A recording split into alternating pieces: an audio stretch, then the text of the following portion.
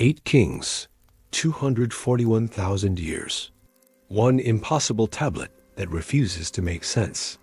Before the pyramids, before written history as we know it, the Sumerians carved something into clay that shouldn't exist, a list of rulers whose reigns stretched longer than human memory itself. Was it myth? Madness? Or the last echo of a world we've completely forgotten? What you're about to discover will make you question everything you thought you knew about the beginning of civilization. Welcome to Past Treasures. Before we dive into one of history's most haunting mysteries, take a moment to settle in. Let the quiet find you. If you enjoy what we explore here, please like this video and subscribe, but only if it truly resonates with you. And tell me, where are you watching from? What time is it beneath your sky? Now, let's journey together into the deep past, to a single clay tablet that whispers of an impossible world. The story begins in the Fertile Crescent of ancient Mesopotamia, modern-day Iraq, where archaeologists digging through layers of dust discovered something extraordinary. Among the ruins of cities lost to time, they found a small, dark tablet inscribed with cuneiform, the earliest known form of writing. The language belonged to the Sumerians, a people who appeared seemingly out of nowhere around 4000 BCE, bringing with them fully formed cities, sophisticated laws, advanced irrigation systems, towering temples, and a profound understanding of the heavens. It was as if civilization itself had emerged complete from the earth. Among the countless tablets unearthed at Nippur, Larsa, and Uruk, one stood apart from all the others. This single artifact seemed to belong to a different reality entirely. Inscribed upon it were the names of 8 kings: Alulam, Alalgar, Enmenluana, Enmengalana, Dumuzi, the shepherd, and others. Each had ruled a single city before a world-altering flood swept across the land. Yet beside each royal name stood a reign so impossibly vast that it shattered every conventional understanding of the time. 28,800 years, 36,000 years, even 43,200 years. Together, these 8 rulers governed for a total of 241,200 years. At first, historians dismissed the document as pure mythology, perhaps a metaphorical expression of divine authority or symbolic representation. But then came the truly unsettling discovery. After describing the flood, the king list continued seamlessly with names of rulers who were historically verified and documented. The transition from the impossible to the real occurred without any clear boundary, without explanation or apology. It was as though someone had written history backward, beginning with the divine and ending in the mundane, with no distinction between gods and men. What could these staggering numbers possibly mean? Some scholars suggested the kings were actually gods, their reigns symbolic of vast celestial cycles, perhaps connected to axial precession or astronomical eras spanning millennia. Others theorized they represented entire dynasties rather than individual rulers, each name embodying generations of leadership. But a few voices, quiet and easily dismissed, began to ask a more unsettling question. What if the tablet was recording something the ancients genuinely believed to be true? What if this was their attempt to preserve the memory of rulers who existed before a global cataclysm erased their world? The Sumerians were extraordinarily meticulous record keepers. They developed a sexagesimal mathematical system based on the number 60 rather than 10, achieving remarkable precision in their calculations. This same system influenced every civilization that followed and survives today in our minutes, seconds, and 360-degree circles. When Sumerian scribes recorded that Alulim ruled for 28,800 years, they weren't writing randomly. The number fit perfectly into their sacred mathematical framework. To them, numbers weren't arbitrary symbols. They were the fundamental structure of creation itself, the bones holding reality together. Archaeologists have long known that actual flood layers exist in Mesopotamian geological strata. At Shiropak, the ancient site associated with Ziu Suda, The Sumerian prototype of Noah, evidence of a catastrophic deluge, appears clearly in the earth. Thick deposits of mud and river sediment covering an older civilization have been dated to approximately 2900 BCE. This doesn't prove the antediluvian kings existed as described, but it powerfully suggests that the Sumerians remembered a catastrophic event so vivid, so transformative, that it became the absolute dividing line of their entire historical consciousness, before the flood and after the flood. Still, profound questions persist. Why would a civilization so obsessed with order, precision, and systematic record-keeping include impossibilities in its official chronicles? Why preserve names and reigns no human could ever achieve? And why carve those names on stone designed to last forever? Perhaps the answer lies in how the Sumerians fundamentally viewed time itself. For them, time wasn't linear but cyclical, an eternal wheel of rise and fall. Kingship wasn't merely a human institution. It was a divine mandate, a sacred mantle that descended from heaven itself.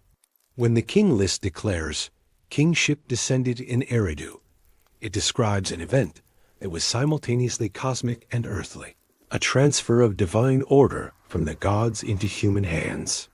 When the flood came, kingship was said to have ascended, withdrawn back to the heavens, and later descended again in Kish after the waters receded. The implication is subtle, but staggering. The Sumerians believed civilization itself was a recurring gift, withdrawn and restored across vast epochs of time. This idea of cyclical civilization appears everywhere across the ancient world. The Maya spoke of ages that rose and fell. The Egyptians traced their dynasties back to divine rulers. The Hindus described yugas, cosmic cycles of creation and destruction. The Greeks told of golden ages followed by decline and rebirth. Different lands, different languages, different gods, but always the same fundamental pattern. Knowledge descends from above. Humanity rises in splendor, then falls into darkness, and memory gradually transforms into myth. Some researchers, like Zakaria Sitchin in the late 20th century, claimed the King List described extraterrestrial rulers whose extraordinary lifespans reflected otherworldly origins. His theories have been widely criticized by mainstream academia, yet they reveal something deeper, a persistent human fascination with the possibility that civilization's timeline might stretch far beyond what conventional history teaches us. But there are other interpretations, quieter, less sensational, yet equally profound. Some archaeologists now suggest that the King List may preserve genuine echoes of real but forgotten cultures, peoples whose traces were completely obliterated by ancient floods and the passage of millennia. Long before Sumer's rise, southern Mesopotamia already contained older settlements, now buried deep beneath accumulated silt.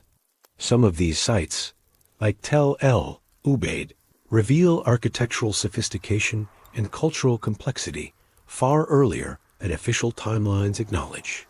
Could the antediluvian kings have been the leaders of these lost peoples, remembered dimly through countless generations of oral tradition before being finally committed to clay? If so, the King List isn't fantasy or religious allegory, it's memory itself, distorted by survival, a precious fragment of continuity between vanished worlds. Every civilization records its origin as something sacred and divine. For the Sumerians, kingship wasn't invented by humans, it was bestowed from above. And perhaps that's the profound secret hidden within the list. It was never truly about who ruled, but rather about where power and knowledge originated. When the text declares that kingship descended from heaven, it may be describing not literal gods, but the descent of civilization itself: mathematics, law, written language, astronomical knowledge falling once into human hands, then vanishing again beneath the catastrophic flood. When you close your eyes and imagine that first dawn breaking over ancient Eridu with its mud-brick temples rising from the marshlands, and its priests carefully carving sacred numbers into wet clay, it's impossible not to feel a strange sense of familiarity. The hands that inscribed those ancient names aren't so different from our own. Those scribes, too, sought desperately to preserve memory against the relentless tide of forgetting. Yet they knew something we've lost. They remembered a time so impossibly long that it defied all reason. The question lingers like a whisper buried in the tablet's cracks. Were those 8 kings ever real? Or were they shadows of something far older, fragments of what humanity once was, but can no longer remember? When we struggle to decipher those ancient numbers, we're not simply translating an archaic script, we're decoding a wound in time itself. Perhaps somewhere beneath the shifting sands of southern Iraq, beneath cities that rose and fell 100 times over, there still lies buried truth. The first throne, the first king, and the authentic memory of a world that ended long before ours even began. The flood has always been more than war. It represents memory itself, washing relentlessly over everything that dares to endure. When the Sumerian King List solemnly declares that the flood swept over, it isn't describing a simple storm or seasonal deluge. It is announcing and ending a reset so absolute and complete that it divides all existence into before and after. But how much of that ancient deluge was literally real? And if it happened as described, what did it take with it into oblivion? There's a haunting familiarity in how ancient stories across the world speak of catastrophic endings. The destruction is always sudden, always unstoppable, and yet somehow, inexplicably, always remembered. In the cuneiform tablets discovered at Nippur, the gods lament humanity's endless noise and moral corruption, ultimately deciding to cleanse the earth entirely. In the Hebrew Bible, the same essential motif returns. Noah building his ark as the world drowns in divine judgment. In the Indian Satapatha Brahmana, a righteous man named Manu saves the seeds of all living creatures. In Greek mythology, Deucalion and Pyrrha rebuild humankind from stones after Zeus floods the earth. Different tongues, different deities, different cultural contexts, but always the same flood. What if this wasn't mere coincidence? What if these were regional memories of the same genuine cataclysm, passed down through countless generations of oral tradition and ritual, gradually distorted by geographical distance and the passage of time? Archaeologists once believed flood myths were local legends, perhaps inspired by dramatic seasonal river overflows or particularly devastating storms. But as geological science advanced throughout the 20th century, a far deeper and more troubling story began to surface from the Earth itself. Around 12,800 years ago, our planet shifted violently into chaos. The Younger Dryas period, as scientists call this epoch, marked an abrupt and catastrophic return to glacial cold after millennia of steady warming. Massive ice sheets collapsed across the northern hemisphere. Ocean levels rose dramatically. Meteor fragments, possibly from the disintegrating Taurid comet stream, may have struck the planet, igniting continent-spanning wildfires and instantly vaporizing incomprehensible amounts of ice. When the ice finally melted again over subsequent centuries, unimaginable torrents of water poured into the seas, raising global ocean levels by more than 120 meters. During that epoch, entire coastlines simply vanished beneath the rising waters coastlines where early human settlements almost certainly stood. The Persian Gulf Basin, the Gulf of Oman, the Black Sea continental shelf, all these regions now submerged beneath shallow seas, once contained fertile river plains and valleys. Some researchers call the drowned area between modern Iraq and Iran the Eden Delta, potentially the true cradle of pre-Sumerian civilization, swallowed completely by post-glacial flooding.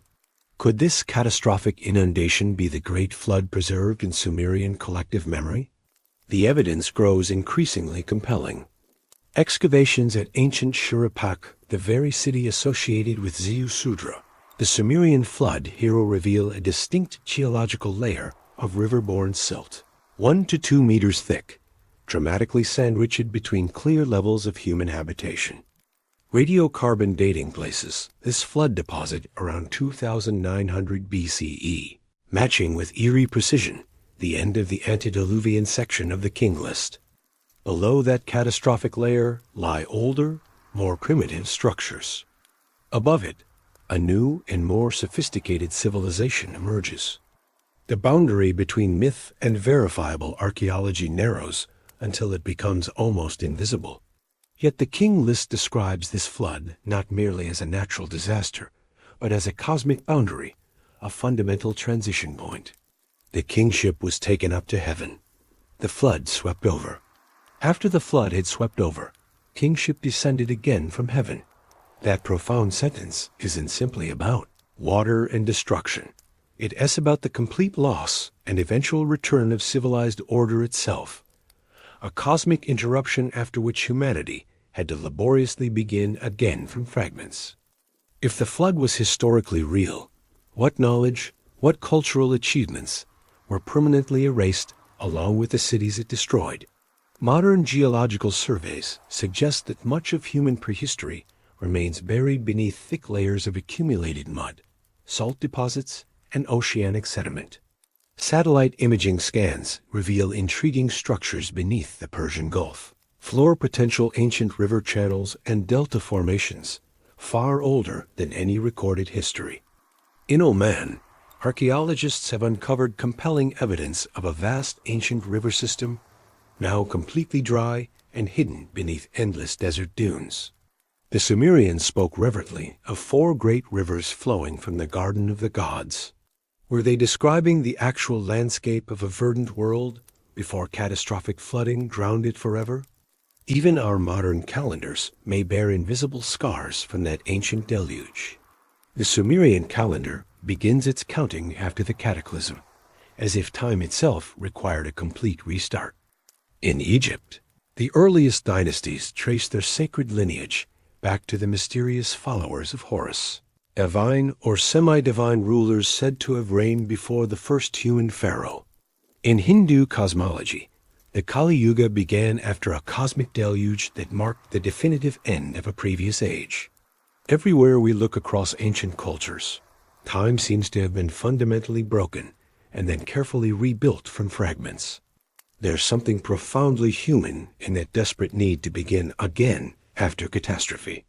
When history fractures violently, memory instinctively reorganizes itself into myth, carefully carrying precious fragments of truth inside symbolic vessels. The flood becomes simultaneously literal and spiritual, both the physical drowning of a world and the complete erasure of its accumulated wisdom. Perhaps the King List, in its quiet but persistent insistence, represents an attempt to rescue fragments of the world that existed before, to preserve some echo of what was lost. Still, the modern rational mind naturally hesitates before such claims. We're taught from childhood to think in straight, progressive lines. Evolution, gradual development, steady advancement. But the ancient flood stories imply something far more unsettling. Cycles rather than progress. Epics rising and falling like vast tides, entire civilizations erased completely, and human memory repeatedly rebooted after catastrophe. Could it possibly be that the Sumerians were not humanity's first writers, but merely the first to successfully remember again after a long darkness? In 1929, the renowned archaeologist Leonard Woolley excavated the spectacular Royal Cemetery of Ur. Beneath dazzling layers of gold artifacts and lapis lazuli jewelry, he discovered the same strange flood deposit found elsewhere fine river clay, decisively sealing one distinct age beneath another. He boldly called it evidence of the biblical deluge itself. His academic peers initially laughed at the claim, dismissing it as sensationalism, until similar geological strata began appearing at Kish, at Uruk, at Lagash, and at numerous other ancient sites across Mesopotamia. The flood was no longer dismissible as mere myth. It had become sediment, physical evidence embedded in the earth itself. But sediment, however revealing, remains a silent witness. It cannot tell us what it saw or experienced. It only waits patiently in darkness, preserving secrets. Today, geologists employ ice core samples and isotope analysis to meticulously reconstruct that lost epoch, successfully tracing ancient dust storms, volcanic winters, and massive meltwater pulses across the entire planet. Modern science can literally measure the breadth of the Earth across millennia. Yet despite all this technical capability, scientists still cannot satisfactorily explain how memories of a single catastrophic flood reached Sumer, Egypt, China, India, Greece, and even the distant Americas. How did these remarkably similar stories spread so far? Perhaps before the seas rose to their current levels, humanity was already extensively connected by rivers, by early maritime trade routes, by shared reverence for the movements of the heavens. When the waters finally came, that interconnected world vanished almost completely, leaving only its faint shadow preserved in myth and fragmented oral tradition. And then there's the intriguing matter of the stars themselves. Around the same time the great floods finally ended, Earth's axial orientation shifted measurably through the slow astronomical phenomenon called axial precession. To ancient astronomers tracking the night sky across generations, the heavens themselves seemed fundamentally reborn. New constellations appeared on the horizon at different times. Ancient calendars, carefully maintained for centuries, suddenly failed. If kingship descended from heaven as the Sumerians claimed, perhaps it did so because heaven itself had visibly changed position. A cosmic realignment reflected and mirrored in the reorganization of human rule and divine authority. It's tempting to see purely symbolic meaning in everything ancient. Yet the coincidences stack too persistently to ignore entirely. 8 kings ruling before the flood. 8 major precessional cycles marking roughly 240,000 years of astronomical time. Numbers that echo one another like distant reflections across a still pond. Did the Sumerians somehow encode their sophisticated cosmic understanding into the seemingly impossible reigns of their earliest kings? Or did they genuinely remember something far older, an epoch when kingship belonged to another kind of being entirely, measured not in human generations, but in ages of the turning stars? The flood swept over. The ancient calendars broke beyond repair. The world painstakingly began again. And perhaps in that silent cosmic reset, something irreplaceable was lost that we have never fully regained. A living continuity of memory, an unbroken thread connecting us to a deeper, older human past. The clay tablets that survived are not answers delivered complete. They're anchors, fragments holding pieces of that drowned knowledge precariously against the relentless tide of time and forgetting. As you sit quietly with that thought, imagine the ancient rivers swelling once more, the Euphrates rising ominously, the Tigris darkening beneath storm clouds, the sacred temples slowly sinking beneath murky floodwaters. Somewhere beneath that ancient deluge, sealed forever in layers of clay and silt, a voice tries desperately to speak across the millennia. It whispers only this: there was a world before this one. And if we ever truly find it, will we even recognize it as our own? They called it Eridu, the first city, not merely the first in Sumer, but according to their most sacred traditions, the first on earth itself. The king list begins there with absolute certainty, as though history itself was born from Eridu's ancient dust. The tablet declares, when kingship descended from heaven, it descended in Eridu. But who actually lived in that primordial marshland before words even existed for kings and gods? Who laid the very first brick when the world was still new and unnamed? Archaeologists have attempted to answer that haunting question for over a century. What they discovered beneath the Iraqi desert didn't resemble the familiar, gradual beginnings of civilization we expect from our textbooks. Eridu, now reduced to a lonely ruin called Tel Abu Sharain, lies buried under 20 distinct strata of temples, each painstakingly built directly upon the ruins of the last, reaching deeper into time than any other known Sumerian city. The lowest, most ancient levels have been dated to approximately 5,400 BCE, extraordinarily early.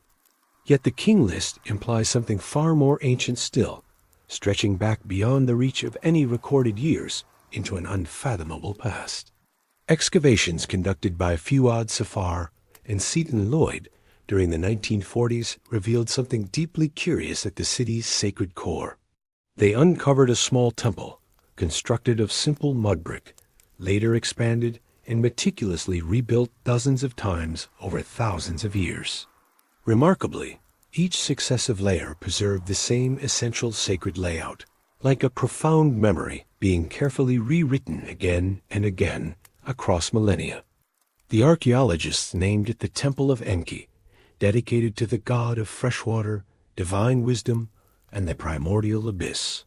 To the Sumerians, Enki was the deity who brought order from chaos, who taught humans how to build, how to speak, how to measure and understand. The temple felt less like a mere structure and more like a living archive of human consciousness itself, preserved in brick and ritual. Yet beneath those ancient temple floors, deeper than any known inscription or artifact, the soil itself whispered of something even older. Archaeologists found pottery shards completely unlike anything from later Sumerian periods. They discovered crude clay figurines, traces of bitumen-lined canals leading toward a sea that had long since retreated, and evidence of a dramatically different landscape. The site originally stood at the very shore of the Persian Gulf coastline, now located miles inland due to millennia of silt deposition. If Eridu truly was the first city in human history, then it was also originally a port, not just of physical trade, but of cultural transition, standing as a threshold between myth and memory, between two distinct worlds divided forever by the catastrophic flood. Scholars have long debated whether Eridu represents the actual cradle of civilization, or merely the echo of something that came before.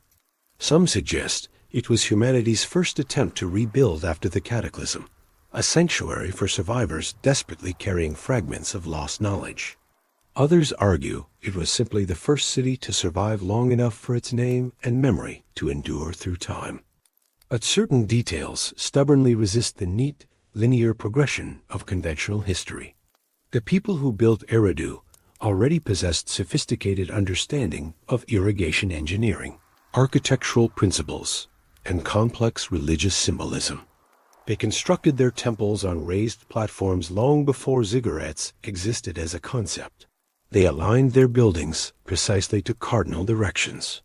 They used bitumen mortar in construction, traded delicate marine shells from distant coasts, and fashioned tools from imported obsidian stone.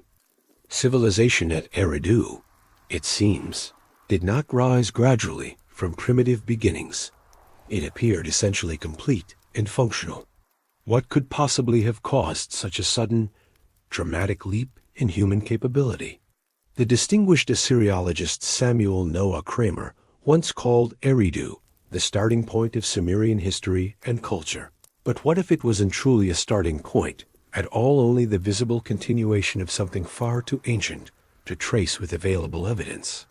The King List itself tells us that kingship descended, not that it began, a crucial distinction. The word choice implies inheritance and transmission, not original invention. If kingship serves as metaphor for structured knowledge and civilized order, then Eridu marked the moment when that precious structure re-emerged from darkness after a long silence. There's an odd, palpable serenity to the ruins even today. The desert air shimmers with oppressive heat. The faint outlines of ancient temples blend seamlessly into the flat horizon. Nothing moves except the restless wind. Yet when you stand among those weathered stones, time itself feels different, thick, slow, almost liquid, like the ancient waters that once gently lapped at Eridu's vanished shores.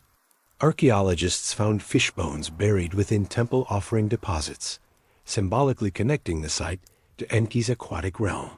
Some scholars even suggest that Eridu's earliest inhabitants worshipped water itself, not as a mere natural element, but as living memory of what had drowned them, of the world lost beneath the flood. The myths describe Enki as dwelling in the Abzu, the freshwater abyss beneath the earth. From that primordial depth, he created humankind, forming them from clay to relieve the gods of their endless toil. In later tablets, When the flood threatens to erase all life, it's Enki who secretly warns the hero Ziudra to build a vessel and preserve life. The story folds in on itself. The same god who grants life also preserves it through destruction. Could this mythic cycle reflect a deeper historical truth, that every birth of civilization inherently carries within it the echo of the previous one's catastrophic end? Eridu's geographical location hints at something more deliberate than random settlement.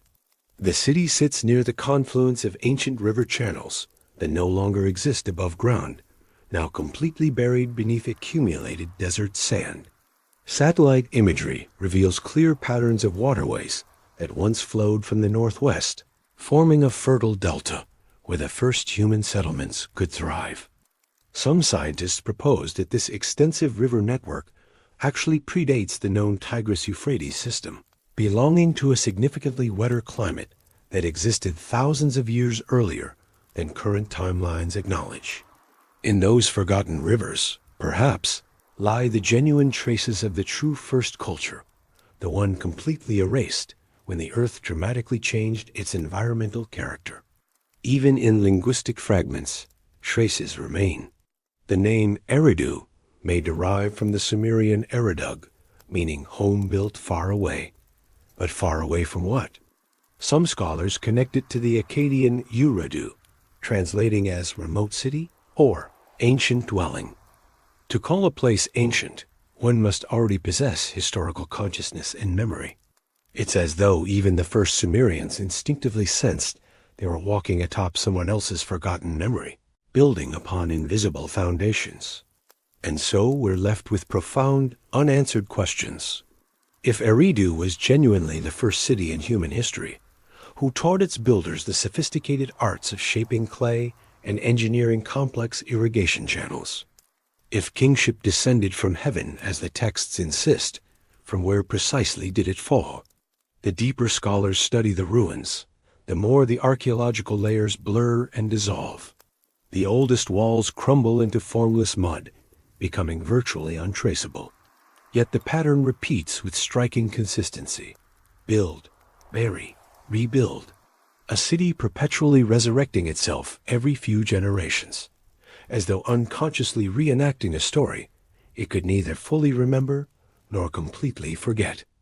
The same ritual spaces, the same altar stones, the same precise alignment to the sunrise civilization, reborn like a half-remembered dream retold by children who recall only fragments.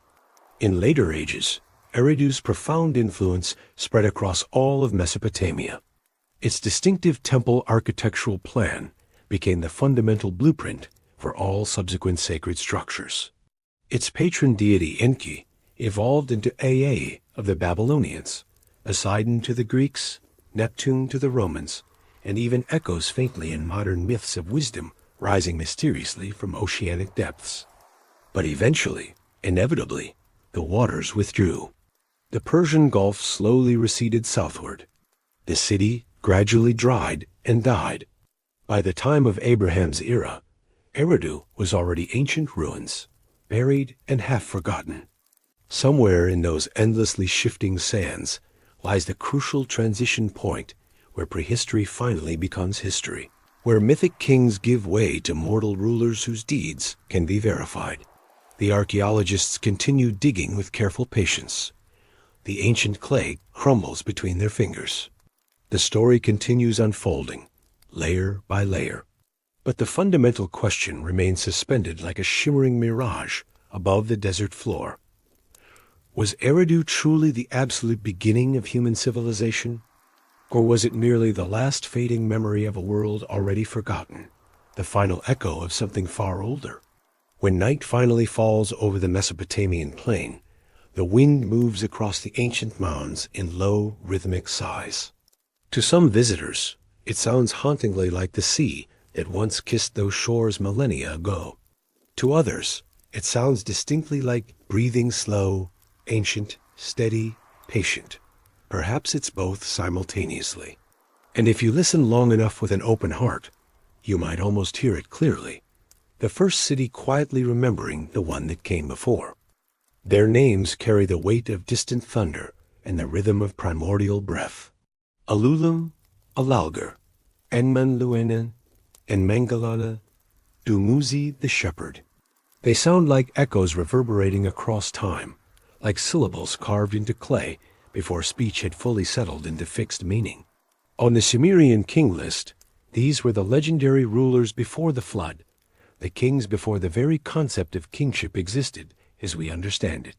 Each name, when spoken aloud today, carries a mysterious pulse, something simultaneously half divine and half human, as though memory itself was desperately struggling to remember what a ruler once truly was.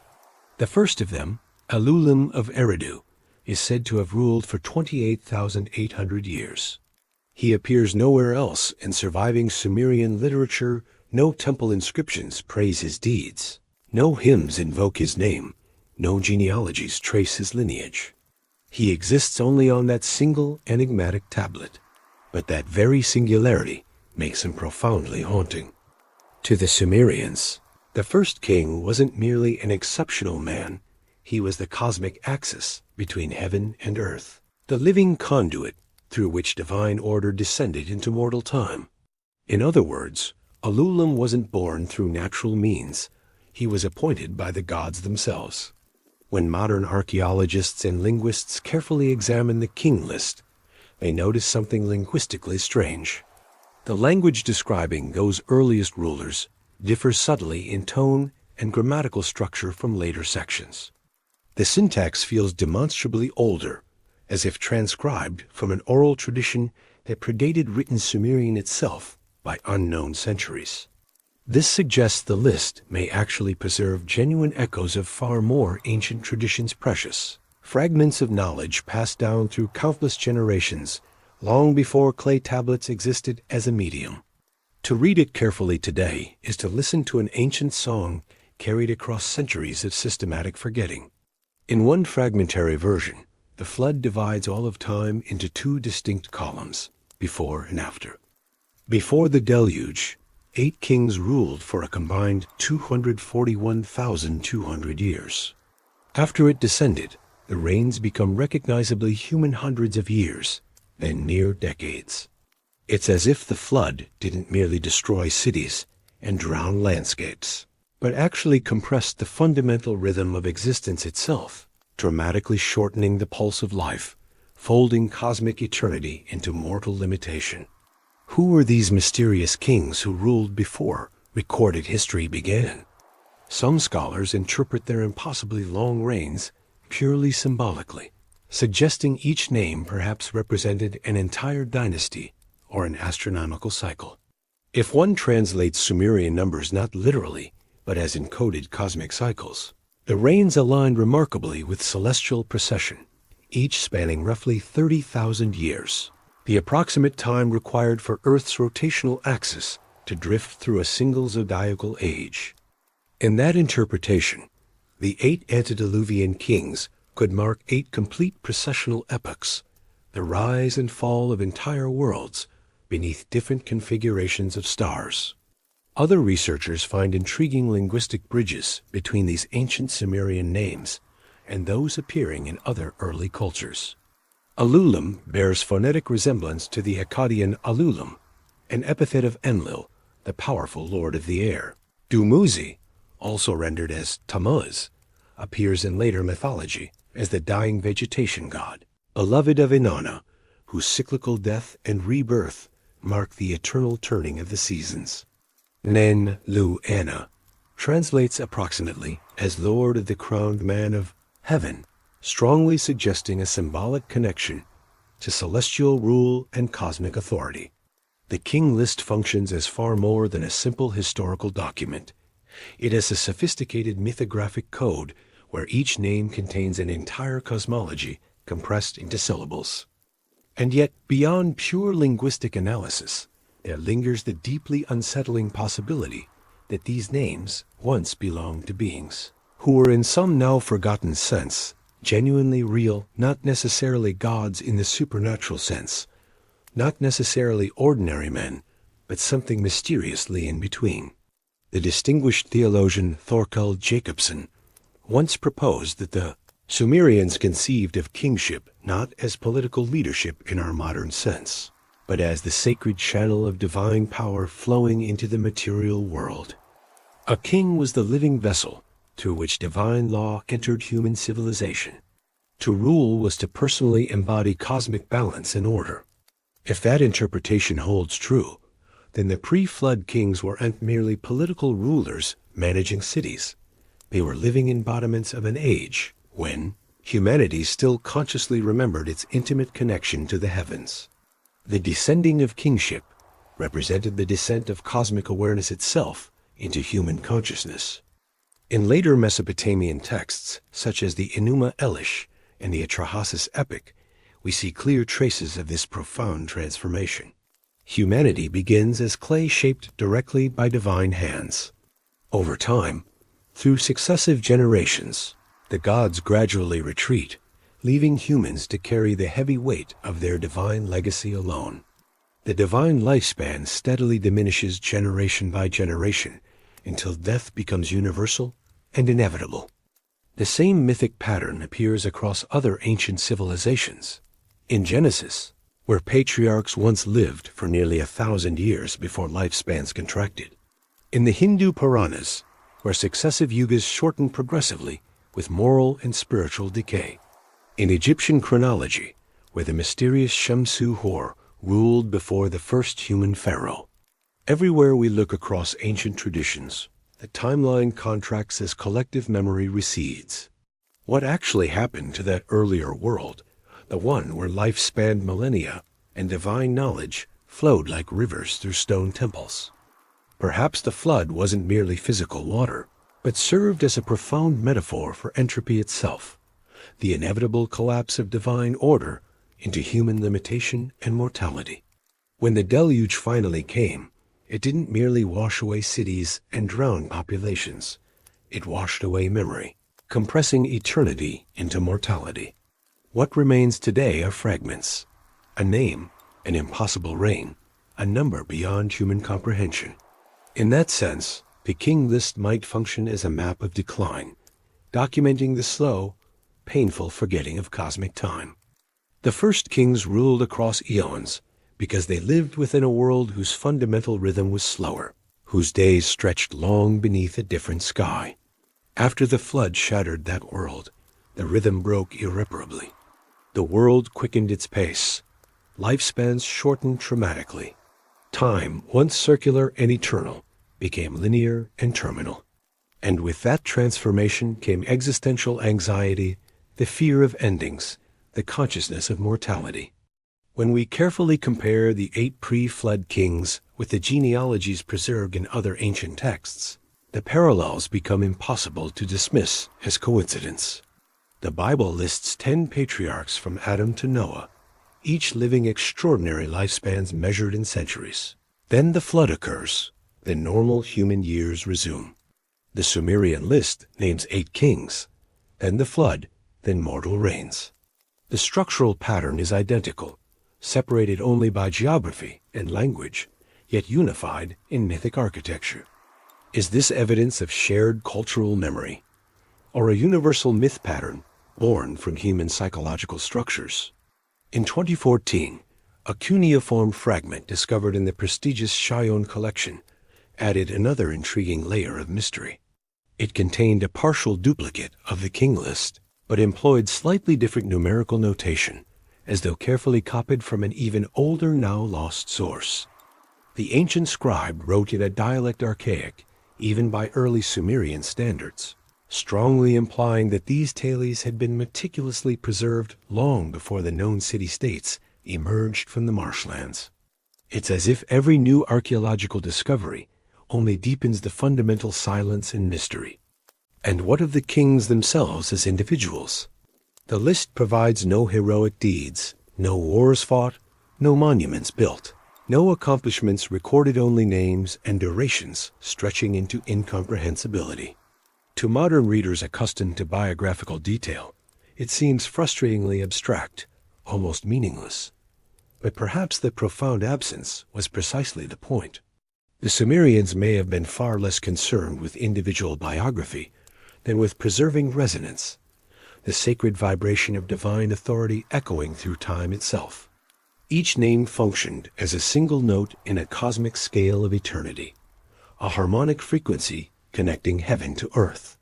When the flood finally came, that ancient music ended abruptly.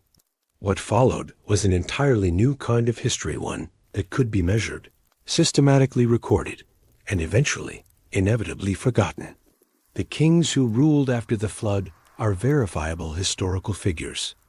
Enmebarajesi of Kish, Gilgamesh of Uruk. Their reigns are counted in recognizable decades, their deeds permanently carved in stone and clay. The mythic pulse had slowed to match the human heartbeat. The age of gods had given way to the age of men. Sometimes late at night, when the stars drift silently over the Mesopotamian plain, one might imagine what existence was like before the flood, when the first kings ruled under constellations we no longer recognize, when the great rivers flowed through fertile lands, now drowned beneath the sea. Perhaps they weren't kings as we understand the term today, but rather custodians, sacred keepers of knowledge transmitted from an even earlier age. And perhaps that's why the King List stubbornly refuses to vanish from human consciousness.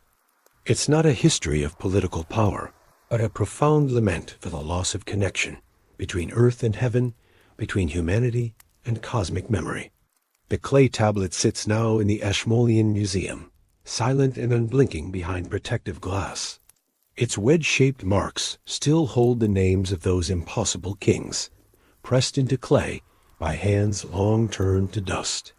And if you lean close enough, blocking out the modern world, you might feel something hum faintly beneath the surface, a low vibration, ancient and strangely familiar. Maybe it's only imagination, the mind projecting meaning onto ancient symbols. Or maybe, just maybe, it's the echo of the first language trying desperately to remember itself across the abyss of time. The ancients understood that the heavens were a book written in light. The stars weren't distant fires burning without purpose, but inscriptions celestial cuneiform written across the infinite night. The Sumerians called them the the divine decrees that structured all existence. They believed knowledge itself descended through the sky, not from human imagination, but from careful observation of patterns written in starlight. When they gazed upward, they weren't searching for gods to worship. They were reading the fundamental language of creation. Some of the oldest astronomical tablets ever discovered, recovered from Uruk and Nippur, describe this reading of the heavens in ways that still deeply unsettle modern scholars. They record solar and lunar eclipses, planetary conjunctions, and celestial alignments that date back long before astronomy was thought to exist as a formal discipline. The Sumerians mapped Venus's synodic cycle with near-perfect accuracy. They tracked the complex 18.6-year lunar node cycle that even later civilizations struggled to understand. And deep among those fragmentary records lies something stranger still, descriptions of constellations that no longer match the modern sky as we observe it today. If we trust their mathematical precision, some of these stellar alignments correspond to epochs around 10,000 BCE long before civilization was supposed to exist, according to conventional timelines. How did they know the heavens with such intimacy, as if they had watched them continuously for millennia? There are moments when the boundaries between knowledge and myth blur into uncertainty, and the Sumerians walked that liminal border like priests of cosmic memory. To them, the sky wasn't static or decorative. It was a living rhythm, a breathing pattern through which divine order continuously flowed. Every temple, every ziggurat was meticulously aligned with specific stars. Eridu's temple faced the southern horizon, where Canopus once rose, the ancient star of navigation and rebirth. Uruk's grand ziggurat faced toward the constellation we now call Leo, associated with the goddess Inanna, the planet Venus, and the cyclical descent of light into darkness. These precise alignments weren't merely decorative or symbolic. They were architectural prayers, made manifest in brick and stone. But beneath that sacred geometry lies an even deeper riddle. The extraordinary precision of these orientations strongly suggests advanced knowledge of axial precession, the slow wobble of Earth's rotation that gradually shifts the position of stars over thousands of years.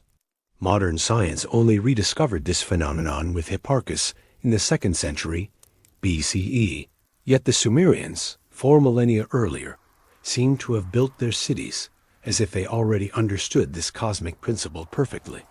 Could it be that this sophisticated knowledge was inherited from those same antediluvian kings who ruled for impossible spans of time? If kingship descended from heaven, perhaps what truly fell wasn't divine rule, but astronomical knowledge understanding of cosmic order written directly into the fundamental structure of their civilization. Among the tablets recovered from Nineveh's legendary library, one stands apart in significance: the Mul, a pin, an ancient and comprehensive catalogue of the stars. It describes 3 celestial paths: the path of Enlil, of Anu, and of Ea. Each corresponds to a specific band of declination in the sky, dividing heaven into distinct realms of divine rule. In other words, the Sumerians didn't merely map stars for practical purposes. They structured the entire cosmos into divine hierarchies and administrative zones. The universe itself was conceived as sacred administration. Order itself was kingship made visible in the heavens.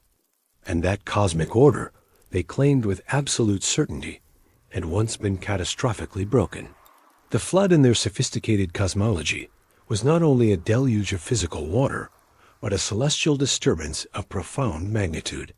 When the stars lost their proper stations, it was as if heaven itself had fallen out of alignment, forcing humanity to begin the monumental task of remembering the original pattern. When the priests of ancient Babylon gazed at the heavens, they weren't making simple predictions for harvest success or military campaigns. They were performing sacred acts of restoration, desperately trying to realign their earthly world with the eternal architecture of the cosmos. To read the stars was to rebuild the lost connection between above and below, between the divine and the human. Every observation, every calculation was an act of memory and reconstruction. Perhaps that's why the King List merges rulers and constellations so seamlessly, so naturally. Ululim, the first king, may correspond astronomically to Canopus, the navigator's star marking the southern celestial pole. Alalgar, his successor, is linked by some scholars to Sirius, the brightest light in the southern sky, known throughout antiquity as the herald of flooding. The flood myth itself, then, might encode not only geological upheaval, but astronomical transition, when the Hunmian's precessional cycle moved the celestial pole from one star to another, ending an age and beginning a new one. We find echoes of this concept across ancient civilizations, in Egypt's enigmatic Dendera zodiac, in India's complex Yuga system, even in the Greek philosophical notion of the Great Year. All describe cosmic epochs defined by the slow drift of stars across millennia. What if the King List's 241,200 years aren't individual lifespans at all, but time measured through stellar ages? Each king ruling over a complete cosmic era of roughly 30,000 years. If so, the Sumerians were sophisticated chroniclers of deep time, counting not years or generations, but entire skies.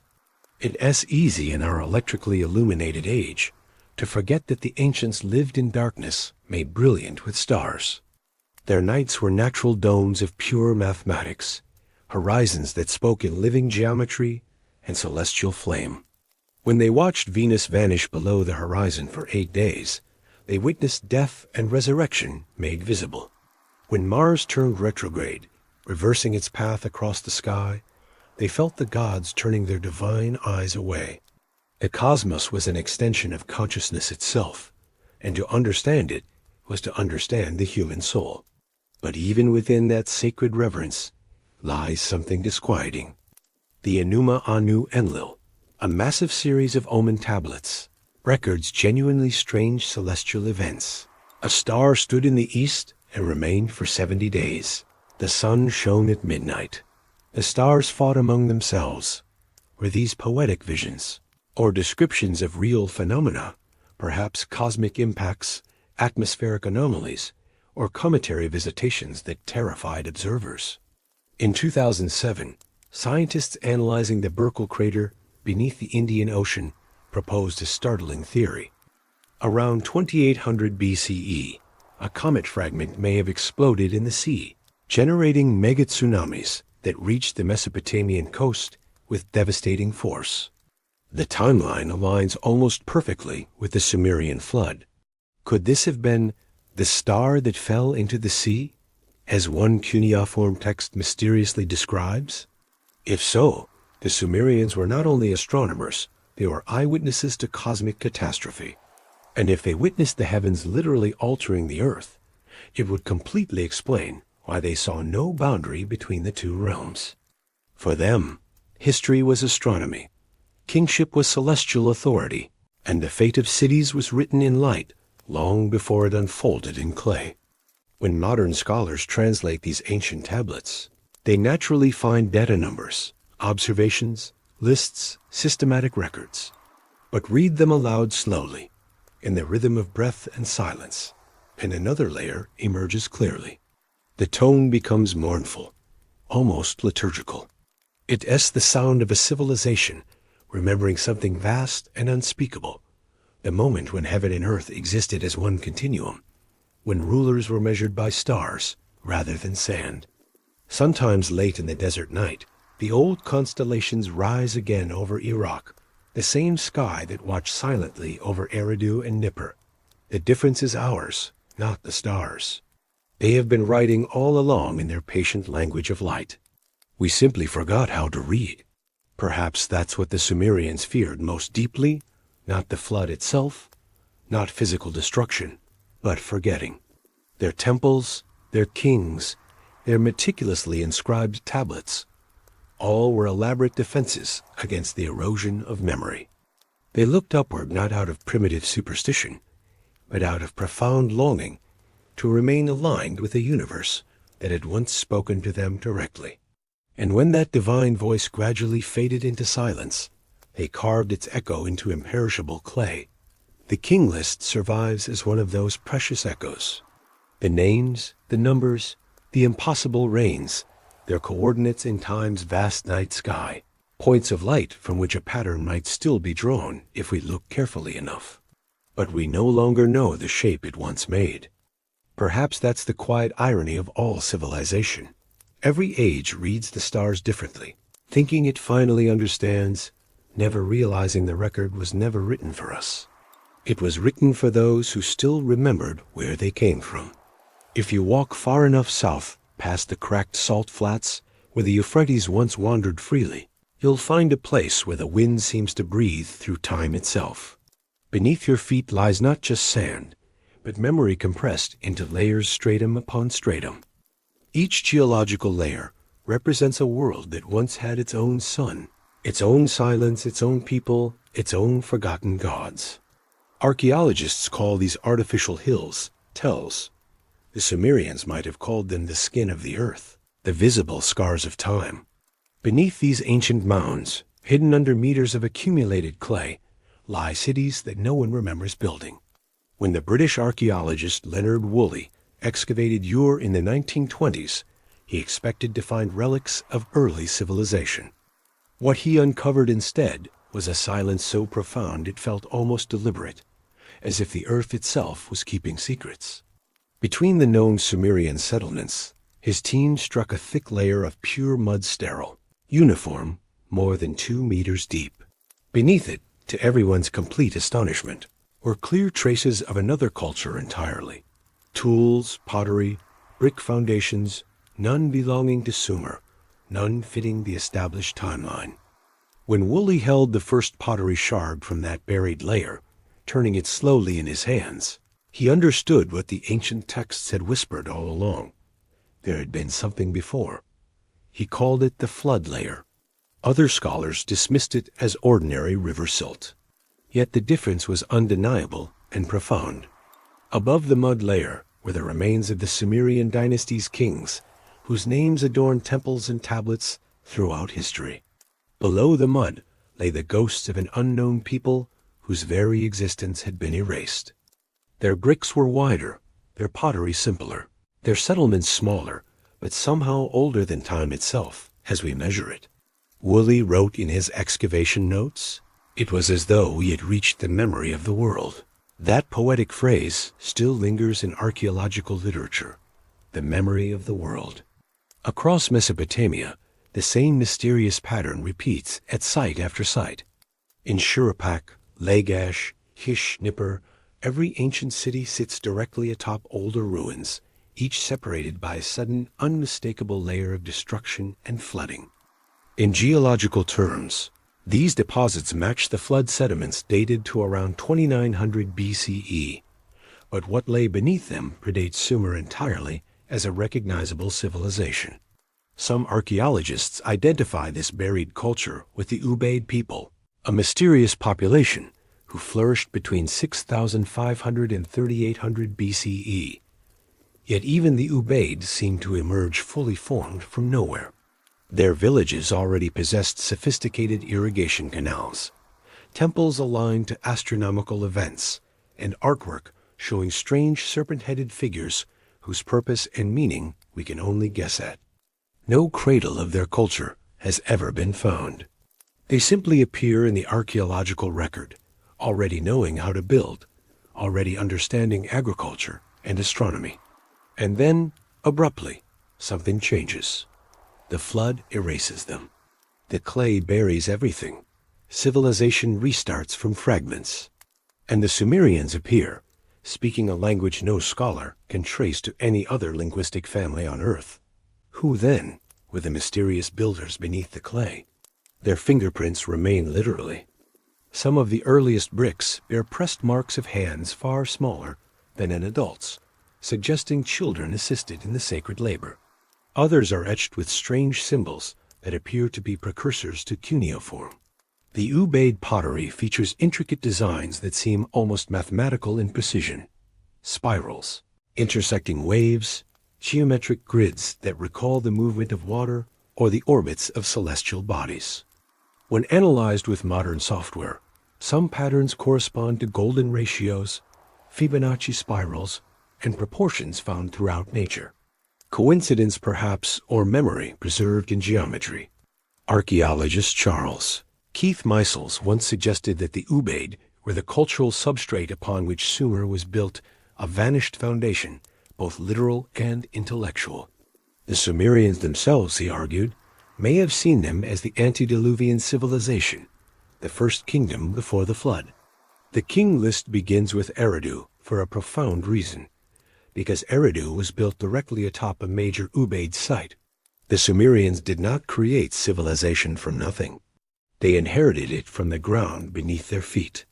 That idea deeply unsettles modern scholarship because it implies continuity where textbooks prefer clear beginnings. We're taught that history starts at Sumer, that writing and kingship were born there.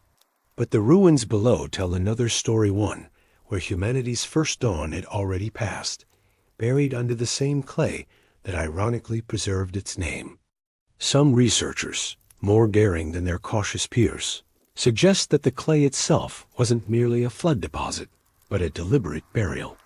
That after a cataclysm, survivors may have intentionally entombed sacred sites to preserve them, the way later priests sealed precious scrolls within caves.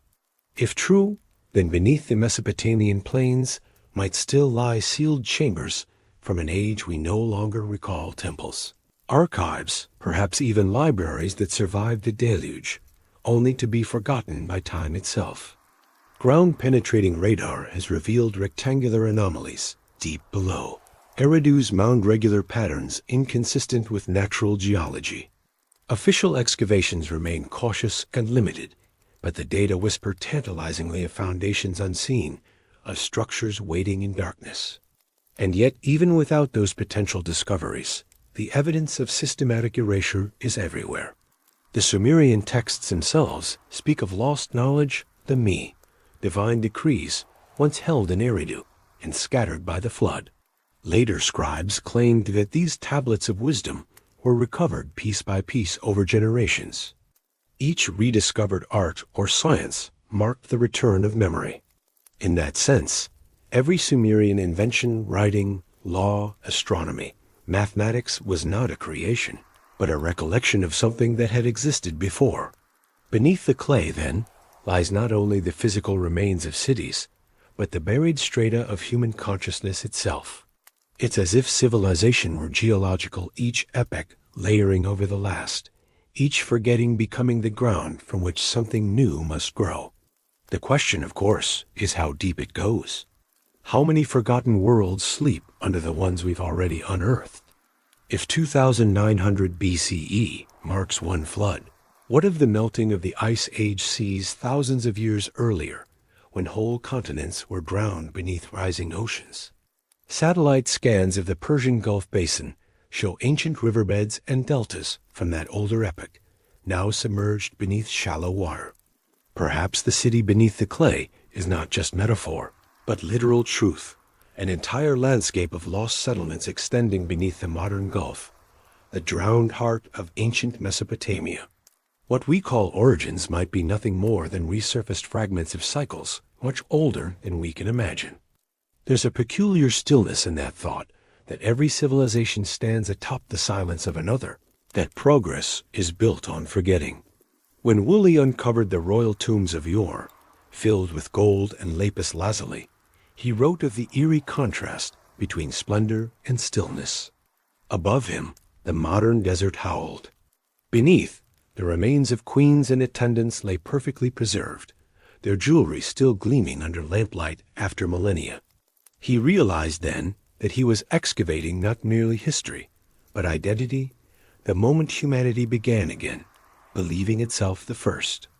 If those buried beneath the clay were also human, what stories did they tell before the flood erased them? Did they too wonder where they came from? Did they too build temples, watch the stars, dream of gods who once walked among them? We will never know with certainty. What we have are traces patterns in the soil, alignments of brick, fragments of pottery shaped by hands that never imagined they would be the last. The flood covered them completely, and we uncovered them again, calling it discovery when it is only remembrance. In the stillness of an excavation trench, when the air hums with heat and the clay dust clings to your throat, you begin to sense what the ancients must have felt, that the earth itself is not solid, but layered with memory, and that beneath every foundation lies another. The city beneath the clay sleeps on, largely untouched, its story written not in language but in silence. And perhaps that silence is deliberate, a kind of mercy, shielding what remains from the noise of our age. Because maybe some knowledge was never meant to be unearthed twice. When the waters rose, they did not merely swallow cities, they drowned the mind itself. The Sumerians wrote that the flood swept over, a phrase so simple, yet it carries the weight of an ending so complete that even time seemed to hesitate. The clay tablets found throughout Mesopotamia are strangely quiet about what came before that moment, as if the scribes themselves feared to remember. What remains are fragments, lists of kings, prayers to forgotten gods, the fading echo of a world undone by water. But perhaps the flood was not just destruction, it was a reset, a cleansing of memory that allowed civilization to begin again, stripped of what came before. Every flood myth carries this same dual nature, punishment and renewal, forgetting and rebirth. In the Eridu Genesis, the gods decree humanity's end because mankind had become too loud, disturbing the divine rest. In the Epic of Gilgamesh, the flood is born of celestial disagreement, Enlil wanting silence, Enki offering mercy. Zuzudra, the chosen one, is warned to build a boat. He survives, releases birds, and sacrifices to the gods who destroyed his world. In that single act, grief turned to ritual. The story of survival replaces the memory of loss. What was once civilization becomes legend, and legend becomes instruction. Begin again. Geology and myth rarely speak the same language, but in Mesopotamia, they seem to converge. Beneath cities like Shuruppak and Ur, Archaeologists found that uniform layer of mud-fine silt 2 meters thick, separating one culture from another. Above it, Sumerian civilization. Below, older settlements, nameless and mysterious. A global deluge need not have covered the entire earth. It only needed to drown the world as the Sumerians knew it. To them, that was everything. But something about that mud speaks of more than mere disaster. Its texture tells of still water, slow deposition, not violent waves, but patience. It suggests not chaos, but silence, a long, still inundation. Perhaps that stillness itself was the trauma. Imagine the land sinking day by day, the horizon turning to sea, the river gods abandoning their courses, the sky growing dim from the haze of retreating storms. For months or years, perhaps, the survivors lived on fragments of land, watching the old world dissolve. By the time the waters withdrew, memory itself had rotted away, washed clean like writing on clay left too long in the rain. When the Sumerians rebuilt, they did not rebuild the same world. Their language, their art, their religion, all bear traces of loss. The first cuneiform signs appear not as poetry, but as accounting, lists of grain, rations, trade goods. Civilization re-emerged through the logic of survival. Writing, that most human act of remembrance, began as a response to forgetting. The flood had erased their past so thoroughly that they were forced to invent memory anew. What the King List preserves, then, may not be an accurate chronicle, but a therapy, a way to bridge the abyss between before and after. The impossibly long reigns of the pre-flood kings might represent not time, but distance, a psychological measure of how far the survivors felt from the gods who once ruled them. The flood was the boundary, the scar across consciousness. Beyond it lay the divine. On this side, the human. And yet every flood myth carries a whisper of guilt. The gods sent it because of human noise, corruption, arrogance. Could it be that the Sumerians sensed the flood was not entirely external? That the deluge might also symbolize an inner fall, a spiritual amnesia in which humanity forgot its place in the cosmic rhythm? The gods withdrew not because of wrath, but because the connection was broken. Modern researchers have proposed many causes for the floods of early Mesopotamia. Glacial melt from the Zagros Mountains, the breaching of ancient lakes, tsunamis from the Arabian Sea. But beyond these explanations lies a more haunting pattern. Around the same time across the globe, other civilizations told the same story. The Maya of a sky flood that swallowed the earth, the Greeks of Deucalion's Ark, the Chinese of Nuwa mending the broken heavens. Each culture remembered a moment when the world reset itself, when knowledge was lost and only fragments remained. Could it be that this flood was not a singular event, but a metaphor for cycles of civilization eras, rising and collapsing, knowledge gained and drowned? The Sumerians, with their obsession with cyclical kingship, seem to think so. Their records describe history as a succession of divine ages, kingship descending, withdrawn, and descending again. Each descent marked a new attempt at order, as if the gods or perhaps humanity itself were testing how much memory could survive the next reset. When you study the Sumerian flood from a modern distance, it becomes less about water and more about data loss. The mud layer is a geological equivalent of a corrupted archive. Beneath it, entire systems of meaning have vanished. The people who lived before the flood left no writing, no myths, only structures and objects without context. We can excavate their bricks, but not their thoughts. What vanished was not the body of civilization, but its language, the very code by which it understood itself. That silence is what haunted the Sumerians. They could feel the weight of what they no longer knew.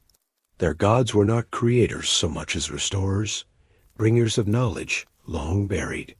Enki, in particular, was said to have hidden the me, the divine decrees of civilization, in the deep waters of the Abzu before the flood, then returned them to humanity afterward. Knowledge was not invented, it was recovered. Perhaps that is what memory truly is, the resurfacing of something thought lost. Some researchers have gone further, suggesting that the Sumerians' obsession with flood and rebirth may reflect not just one event, but a pattern repeating across millennia. Every few thousand years, they believed, the world renewed itself through destruction. Each time, a few fragments of the old world survived to seed the next. The King List, then, is not a record of rulers, but of recoveries. 15 times kingship descended, 15 times it was lost, 15 times humanity remembered who it was. In this light, the flood is not punishment, but mercy. Forgetting allows renewal. To remember everything would be to live forever in the ruins. Still, one can't help wondering what was lost beneath that first tide. The King List as 241,200 years. Whisper of something too vast for ordinary history. Perhaps an entire cycle of civilization erased so completely that it survives only as myth. Did the Sumerians suspect that they were not the first, but merely the latest to awaken from the great forgetting? When archaeologists lifted the first flood clay from the royal tombs of yore, they described its smell, an ancient dampness, the scent of river and time mixed together. Beneath it, the older world lay preserved in fragments. A child's toy, a burned foundation, a broken bowl. Every discovery felt like an intrusion into a memory that did not belong to us. The flood that reset memory was not the end of humanity. It was the end of continuity. Before it, the world may have remembered itself as one. After it, memory fractured into nations, languages, myths. The same story retold 1,000 ways, each forgetting a little more. And perhaps that is why the Sumerians kept writing about the flood, not as a warning, but as an anchor to remind themselves that history is fragile, that memory must be tended like a flame, and that what was drowned once could be drowned again. When the rains finally ceased and the rivers returned to their beds, the survivors stood among the ruins and saw the sky reflected in the new pools of water. For the first time, the heavens looked like a mirror, and maybe they understood in that shimmering reflection that every flood, whether of water or of time, merely forces the world to remember how to begin.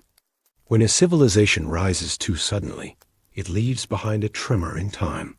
The Sumerians did not climb from caves or evolve through slow centuries of invention. They appeared as if remembering something: cities, temples, writing, irrigation, astronomy, all at once. To modern eyes, it looks like a miracle. To the ancients, it was simply a return. They said kingship descended from heaven. But what if what truly descended was knowledge itself? Something older than the flood, older than the clay that buried it. Knowledge that shouldn't exist, and yet does. Archaeologists have long been baffled by the abrupt sophistication of early Sumer. In a geological blink, they went from scattered villages to city-states with laws, schools, tax systems, and even medical procedures. They knew how to build canals across arid plains, how to align temples with the solstices, how to measure celestial cycles that take generations to observe. When their script first appeared around 3200 BCE, it was already mature, over 600 distinct characters, complex grammatical structures, even metaphors and wordplay. Writing did not develop in Sumer. It arrived. Some scholars have called this the Sumerian problem, how a civilization could begin fully equipped. The usual explanations speak of agriculture and river valleys, but the artifacts suggest something deeper, an inheritance. In the ruins of Eridu and Uruk, archaeologists found tablets describing metallurgy, geometry, and music theory centuries before other cultures reached similar stages. One fragment from Nippur speaks of me, divine principles governing architecture, wisdom, and kingship, each described as gifts brought from the Abzu, the watery deep. These were not inventions, but restorations. To the Sumerians, knowledge was never human. It belonged to the gods and could only be borrowed. Enki, the god of wisdom, was said to store the Ami in his underwater sanctuary, granting them to humankind piece by piece. Every art, every science, every rule of civilization was one of these decrees. The list includes crafts like weaving and carpentry, but also abstract concepts: truth, justice, kingship, even fear. In their worldview, knowledge was a sacred contagion once given. It could not be unlearned. But there's a paradox here.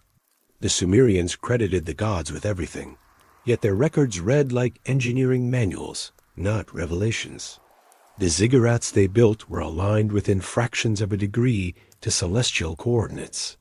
Their sexagesimal system, the base 60, still governs our timekeeping today. Their medical texts list anatomical observations with eerie precision. And in one surviving tablet, a scribe notes that the planet Nibiru crosses the heavens every 3,600 years, an orbit that does not correspond to any visible body. Was it metaphor or memory of a celestial body lost to time? The deeper one studies Sumerian science, the harder it becomes to dismiss their precision as myth. In the late 19th century, astronomers rediscovered that Earth's precession causes equinoxes to drift over millennia, but certain Sumerian star charts already seem to encode this cycle. The Temple of Enlil at Nippur aligns with the position of Polaris around 4000 BCE, a point that only makes sense if they track the slow movement of the pole star. They were observing cosmic time long before any written concept of it existed. Such knowledge should not have existed in the world's first civilization. Unless, of course, it was not the first. Some researchers argue that Sumer inherited fragments from a pre-flood culture, perhaps transmitted through oral memory or the survival of a few scattered communities.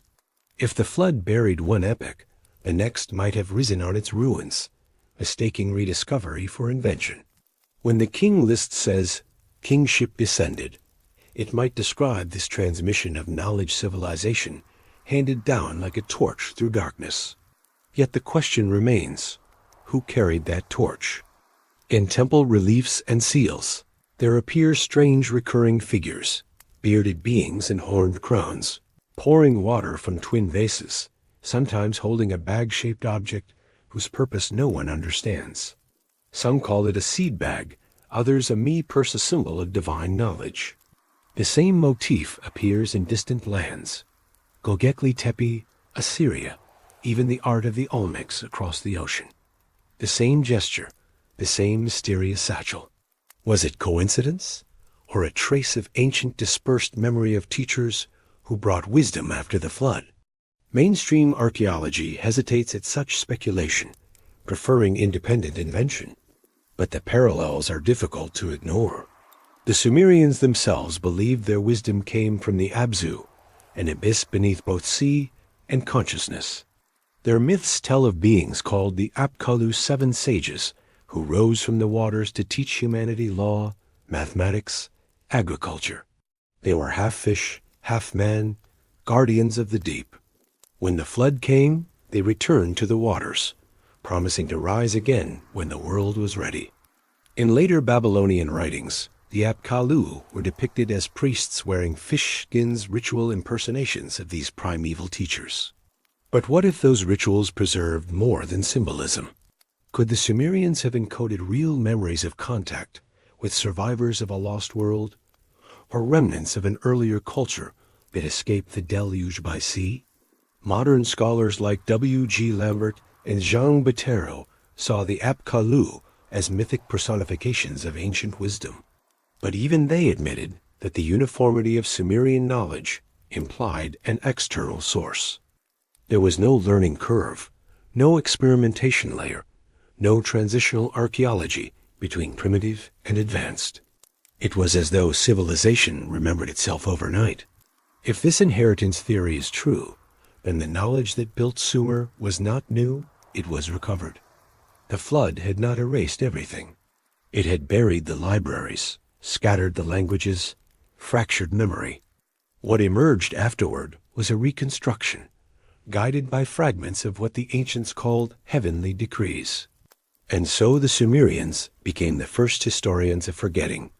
Their myths about divine instruction are not self-flattery, but mourning. They knew what they had lost. They recorded their own astonishment at suddenly possessing tools they could not have invented. Even their art reflects this tension. Statues from Tel Asmar show wide-eyed figures, hands clasped in perpetual awe.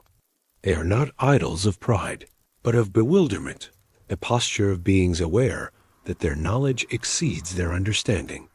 That is the essence of forbidden knowledge, to remember more than one should.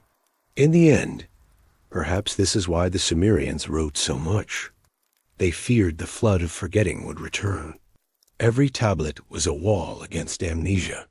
Every inscription a spell of survival. And still, most of their writings remain buried. Tens of thousands of tablets untranslated, sealed in museum basements or eroding in desert winds. We read fragments, and even those fragments change us.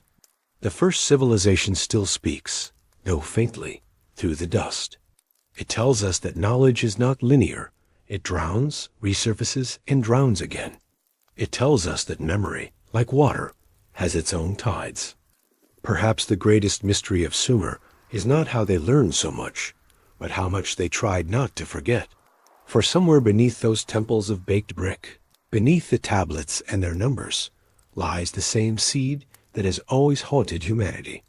The sense that what we call discovery is only remembrance. And maybe that is the truest secret of all knowledge. It never begins. It only returns. If there was one thing the Sumerians trusted more than their gods, it was pattern. They built their cities, their myths, and even their mathematics upon it. They believed the same order that moved the stars also moved kings and rivers, and that the human mind was simply a smaller reflection of the cosmic design. Their temples were blueprints of heaven drawn into clay, each ratio echoing the motions above. And within those ratios, perhaps lay the oldest code one that spoke in numbers rather than words, as if the universe had once whispered its laws directly into human architecture. It is strange, then, that what we call geometry today may have been for them a form of worship. The temples of Eridu and Uruk are all constructed around the same proportions, 4 to 609, and 1 to 2, 3, the same ratios found later in Egyptian pyramids and Greek harmonics.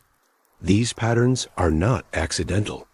The Sumerians measured their world with a sexagesimal system based on 60 rather than 10, dividing the circle into 360 degrees and the hour into 60 minutes. That same system still governs our timekeeping and navigation thousands of years later.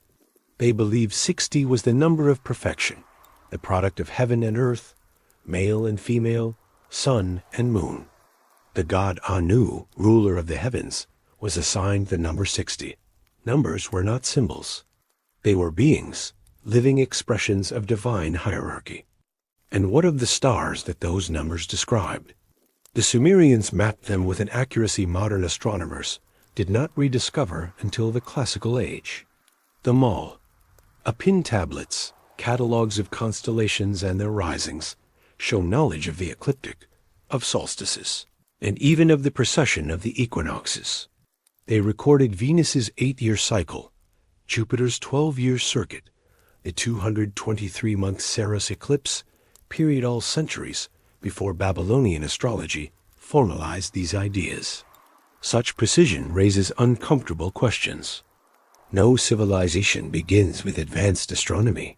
Observation on that scale takes generations, even millennia. So who observed before the Sumerians? Some researchers argue that this knowledge was encoded, not discovered. The temple blueprints themselves form a kind of star map. Eridu's ziggurat aligns with the rising of Canopus, the brightest star of the southern horizon. Yor's great ziggurat points toward the equinoctial sun. Nippur's temple of Enlil is oriented to the north celestial pole. When plotted together, these three sites form a geometric triad that mirrors the belt of Orion. Whether coincidence or intention, the result is unnerving. The land itself becomes a reflection of the sky. There is a Sumerian phrase carved into a late tablet. Ki ini as on earth, so in heaven. It was more than poetry. It was instruction. To build rightly on earth was to maintain the balance above. Every foundation was a calibration, every cornerstone an equation. When the gods departed after the flood, humanity was left with their geometry, a code of order hidden in form and proportion. Mathematical tablets from Nippur and Sippur show evidence of trigonometric reasoning centuries before Pythagoras. The Plimpton 322 tablet, discovered in the 1940s, lists perfect Pythagorean triples integer ratios defining right-angled triangles. Historians still debate its purpose. Was it a teaching tool or something more? Its sequences could also be used to predict planetary motion or to design structures of precise astronomical alignment. In other words, it is a formula for harmony, whether in stone or in stars. This union of architecture and astronomy hints at a forgotten understanding that the cosmos was not a place but a pattern, a rhythm of relationships. When the Sumerians spoke of the Me, those sacred laws of civilization, they meant exactly this, the blueprint that connects the smallest act to the movement of heaven. To lose the code was to fall into chaos. To recover, it was to restore kingship. We who live under electric skies might find that idea strange, yet modern science echoes it in whispers. The same ratios that shaped the Sumerian temples 2 to 3, 3 to 5 govern orbital resonances in the solar system, the spacing of planetary rings, even the harmonics of atoms. Whether coincidence or cosmic continuity, it is as if the ancient builders intuited that creation itself is mathematical. But where did their precision come from? Some archaeologists suggest careful observation across generations. Yet the Sumerians had only recently emerged from the flood layer. Their earliest texts already used base 60 division, a system requiring advanced abstraction. There are no signs of earlier experimentation, no primitive counting sticks, no gradual refinement. The code appears complete, inherited rather than invented. In myth, this knowledge came from the god Enki, Lord of Wisdom, who set the stars in their stations and taught humanity to read them. His temple at Eridu was called Abzu, the House of the Deep. Inside, priests performed rituals timed to the heliacal risings of key stars. Each observation was a sacred act, each measurement a dialogue with eternity. They were not gazing upward, they were listening. When we look at those same constellations now, we assign them shapes of animals and heroes' remnants of a later mythology. But in Sumer, the constellations were verbs, not nouns actions of the cosmos. The bull of heaven was not a beast, but a force, the seasonal surge of fertility after the floodwaters receded. The scorpion was decay, the darkness that follows abundance. The lion was dominion, the rise of kingship. These celestial metaphors governed the rhythm of human life. Society was synchronized with the stars. Even their cities carried stellar names. Larsa, the light, Sippur, city of the rising dawn. The ziggurats were stairways, not to heaven, but through it architectural calendars marking the passage of time. At the top of each stood a small room, the Jipperku, where priests waited during solstices and eclipses. There, through slits in the walls, they could watch the sky realign with their earthly geometry. To witness that harmony was to confirm that order still held, that the gods had not abandoned their code. It is no accident that the Sumerian word for scribe, dabsar, literally means tablet writer, but also keeper of stars. Writing and astronomy were twins. Both translated the infinite into lines. Every wedge pressed into clay mirrored the tracks of the planets across the firmament. To write was to participate in the same divine act that created the world, to make marks of meaning in the void. Perhaps this is why the Sumerians viewed history as cyclical. When the stars shifted, so too did kingship. Ages ended, dynasties fell, floods came, and memory reset. The sky was their calendar of fate. They believed the code of the cosmos could be read but never rewritten. Even the gods followed it. Modern humanity has decoded that same sky through telescopes and equations. Yet somehow the mystery feels greater, not smaller. The more we know, the more their intuition seems correct, that order and beauty are not accidents, but language. And maybe the first language was not spoken at all. It was measured. When you stand under the desert stars tonight, far from noise and light, you can almost feel it, the slow turning of the heavens, the pulse of invisible ratios, binding everything together. The same geometry that shaped the first temples hums quietly in your bones. The Sumerians might say that you are remembering. And perhaps you are, for even now, after thousands of years, the code still works. The stars still move in harmony. And somewhere beneath the dust of Eridu, the first mathematicians sleep, their equations carved into clay, still whispering the secret their world once knew, that the cosmos and the mind are made of the same pattern, repeating forever. In the mythology of Sumer, one god stands apart from all others, not because of thunder or conquest, but because of silence. Enki, lord of the deep waters, master of wisdom, the keeper of secrets. He does not command storms or armies. He listens. He waits in the abyss, in the quiet beneath creation, where memory and water are one. When the flood came to erase the world, Enki alone refused to forget. He became the silent witness of time's first catastrophe. Every civilization invents gods in its own image. But Enki is different, less a being than a principle, an intelligence that bridges chaos and order. His dwelling place, the Abzu, was the underworld sea beneath the earth, the same deep from which the rivers rose. To the Sumerians, that abyss was not a void, but a reservoir of potential, the memory of all things before they were named. Enki ruled it not by force, but by understanding.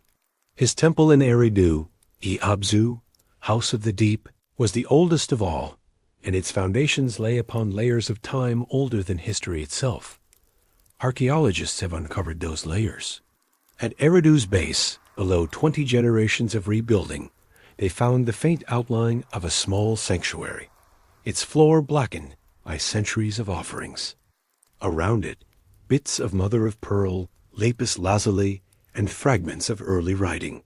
It is said that priests came there to draw water from a sacred well, a literal connection to the Abzu. To drink it was to commune with the source of life. Even in ruins, the place feels alive. The wind carries salt from the vanished sea. The ground hums faintly, as though still remembering prayers whispered 5,000 years ago. The myths say that when Enlil, the storm god, decided to destroy humanity for its noise, Enki could not bear it. Bound by divine law not to interfere directly, he whispered through reeds to warn the humans Yusudra. "Build a vessel," he said, "and preserve the seed of life." In that act of quiet rebellion, Enki saved memory itself. He did not challenge fate. He outwitted it. When the flood passed, he taught the survivors how to measure the fields again, how to build canals, how to count time. He restored what the waters had taken. In a way, Enki represents the continuity between the worlds before and after the flood. He is the bridge, the whisper that carried knowledge through oblivion. The Sumerians believed that all wisdom, music, architecture, language, healing originated from his domain. To invoke Enki was to seek harmony with the unseen logic of existence. His symbols, the fish, the goat, the flowing streams, spoke of transformation and balance. He was not the god of power, but of pattern. Modern scholars often interpret Enki as a personification of fresh water, the life-giving irrigation that sustained Sumer cities. Yet his mythic dimension feels deeper, more abstract. He is the embodiment of memory that survives disaster, the persistence of intelligence across resets of time. If kingship descended from heaven, then wisdom rose from the deep. The heavens gave rule. The abyss gave understanding. That duality, sky and sea, order and chaos, lies at the heart of every Sumerian myth. In their cosmology, creation itself began when the fresh waters of the Abzu mingled with the salt sea of Tiamat, birthing the gods. From that union of opposites came the world, the stars, and the first light. But Enki remained in the depths, watching. He was not a creator in the usual sense. He was a custodian, ensuring that the cycle continued. When knowledge was misused, he withdrew it. When it was forgotten, he restored it. Some ancient hymns describe him as the one who reads the tablets of destiny. In Babylonian myth, those tablets controlled the fate of gods and men alike.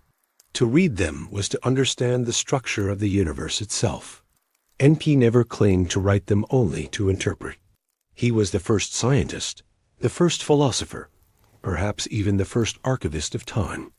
In his temple were said to rest the Emi, the sacred decrees that define civilization, law, ritual, architecture, wisdom, and compassion. Without them, the world would collapse into confusion. In that sense, Enki is less a myth and more a metaphor for human consciousness itself, the quiet intelligence that observes, adapts, survives. When the flood erased memory, Enki became its custodian. He is the mind that remembers what the heart forgets. Some scholars see in Enki echoes of later deities. Ea of Babylon, Poseidon of Greece, Neptune of Rome. Even the Hebrew notion of divine wisdom, Chokmah, bears resemblance. Wherever his name traveled, it carried the same paradox. A god of both creation and subversion, of obedience and defiance. He saves the world not by fighting, but by whispering. If the Sumerian King List records history as a succession of divine interventions, Enki's presence is the thread connecting them all. When kingship descends from heaven, it is through his waters. When it ascends again, it sinks back into the Abzu. The pattern repeats endlessly. Revelation, loss, remembrance.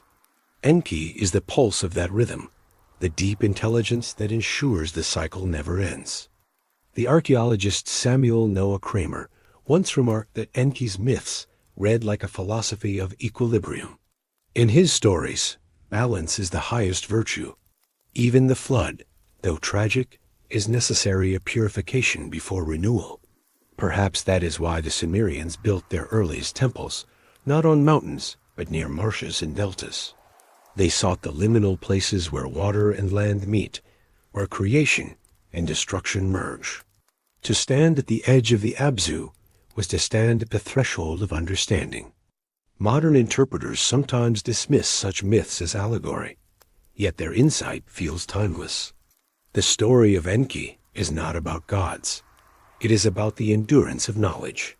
Civilizations may drown, empires crumble, languages fade, but the pattern beneath remains.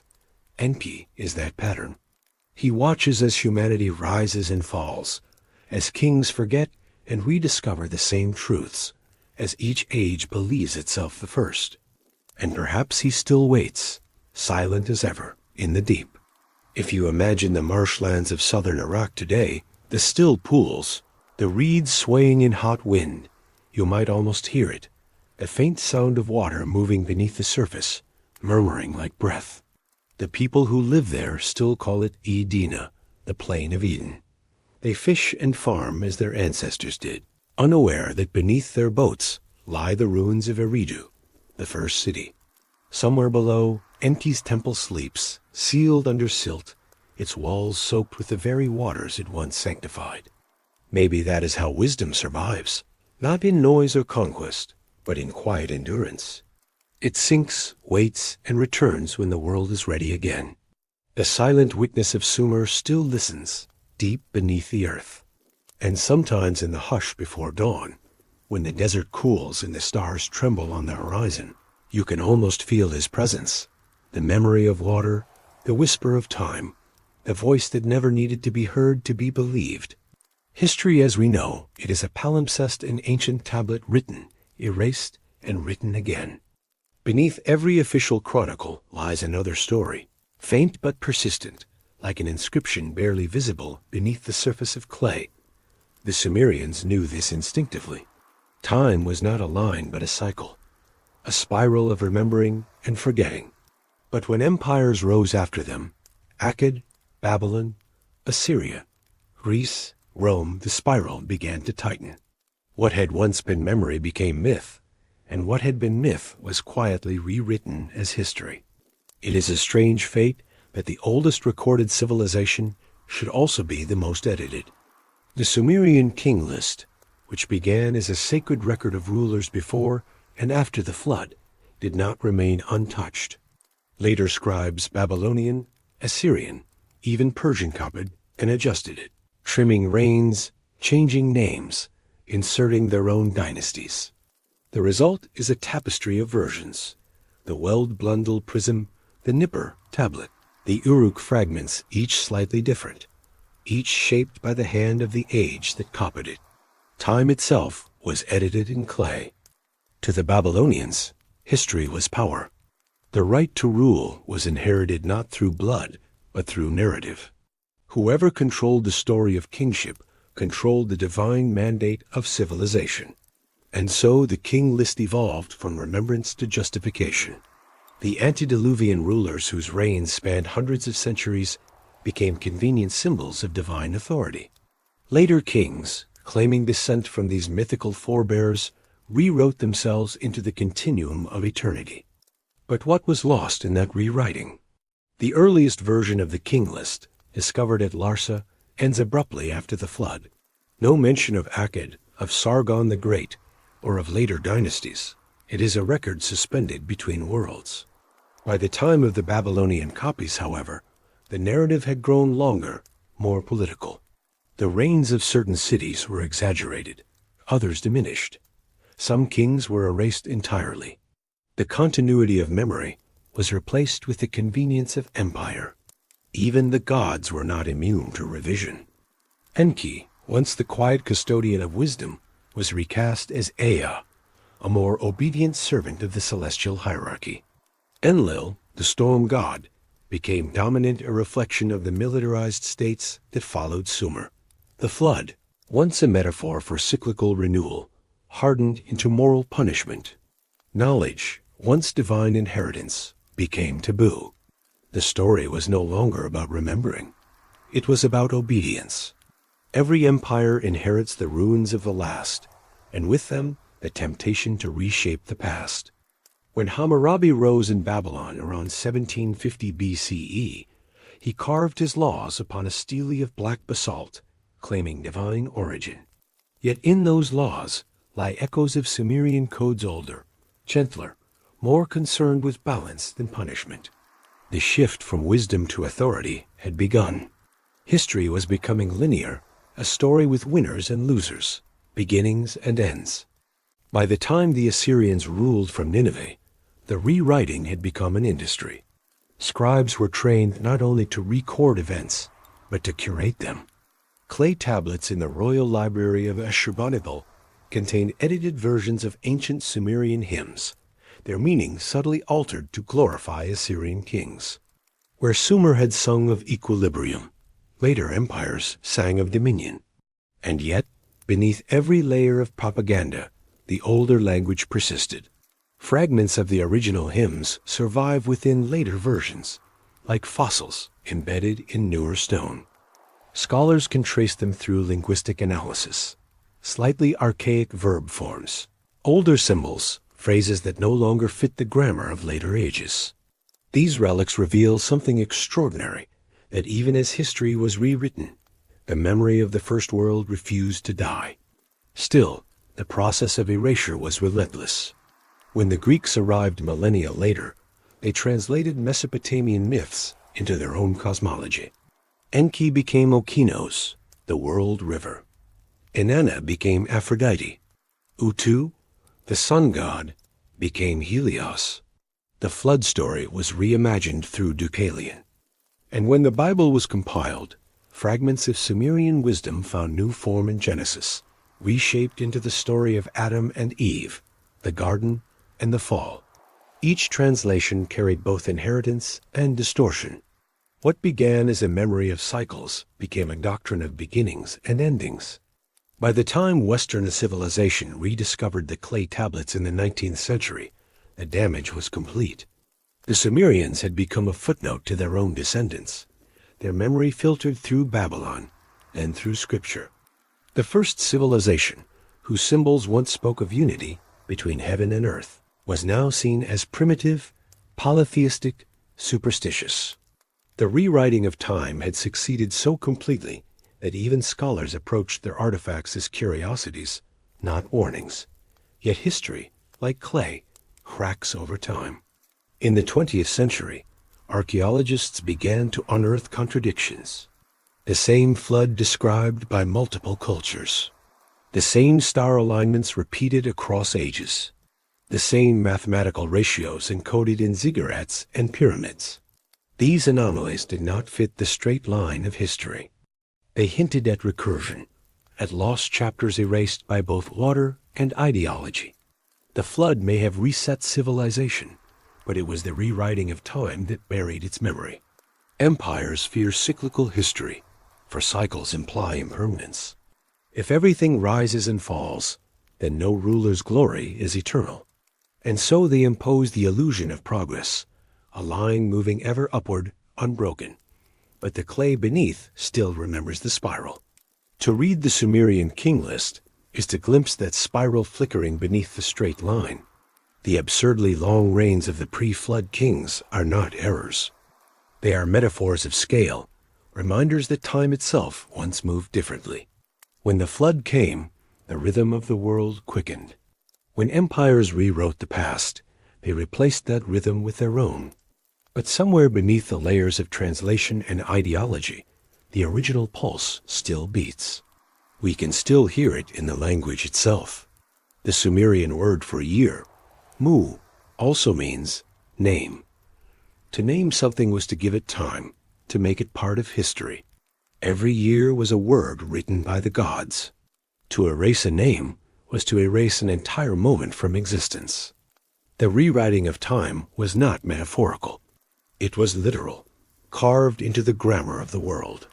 Perhaps that is why we keep rediscovering what we think we've lost. The same myths resurface wearing different faces. The same numbers appear in new equations. The same patterns emerge in architecture and art. Time resists its own erasure. And so we find ourselves where the Sumerians once stood surrounded by fragments, aware that we have inherited something too old to fully understand. We live within the rewritten world, but beneath its polished surface, the older script still glows faintly. If you close your eyes and imagine the tablets being pressed, the reed stylus carving wet clay, you can almost feel the rhythm of the hand that first recorded the ages. That hand did not write for kings or empires. It wrote for memory itself. Perhaps it still writes, even now, beneath the noise of history. In every age, there are those who try to silence mystery with reason. They call it scholarship. They measure fragments, catalog artifacts, translate symbols, and in doing so, they believe they have mastered the ancient world. But the Sumerians, who once spoke of divine knowledge descending from the heavens, would have smiled at such certainty. For they knew what modern minds forget, that understanding is not the same as knowing, and that truth, once pulled from its context, becomes something else entirely. When the first Sumerian tablets were excavated in the mid-19th century, the world was not ready for what they said. The scholars who translated them, Henry Rawlinson, George Smith, and others, expected to find primitive prayers or lists of harvests. Instead, they uncovered a civilization older than Egypt, filled with law codes, medical treatises, astronomical records, and myths of creation that predated the Bible by millennia. It was a discovery that threatened the foundations of Western chronology. If Sumer had written of a flood before Genesis, if their gods and patriarchs bore names that echoed across later scriptures, what else might they have remembered before religion became history? At first, academia reacted with awe, but awe soon gave way to control. Universities and institutions, wary of the implications, built careful boundaries around interpretation. Sumerian texts were reclassified as myth, not memory. The King List became a curiosity, not evidence.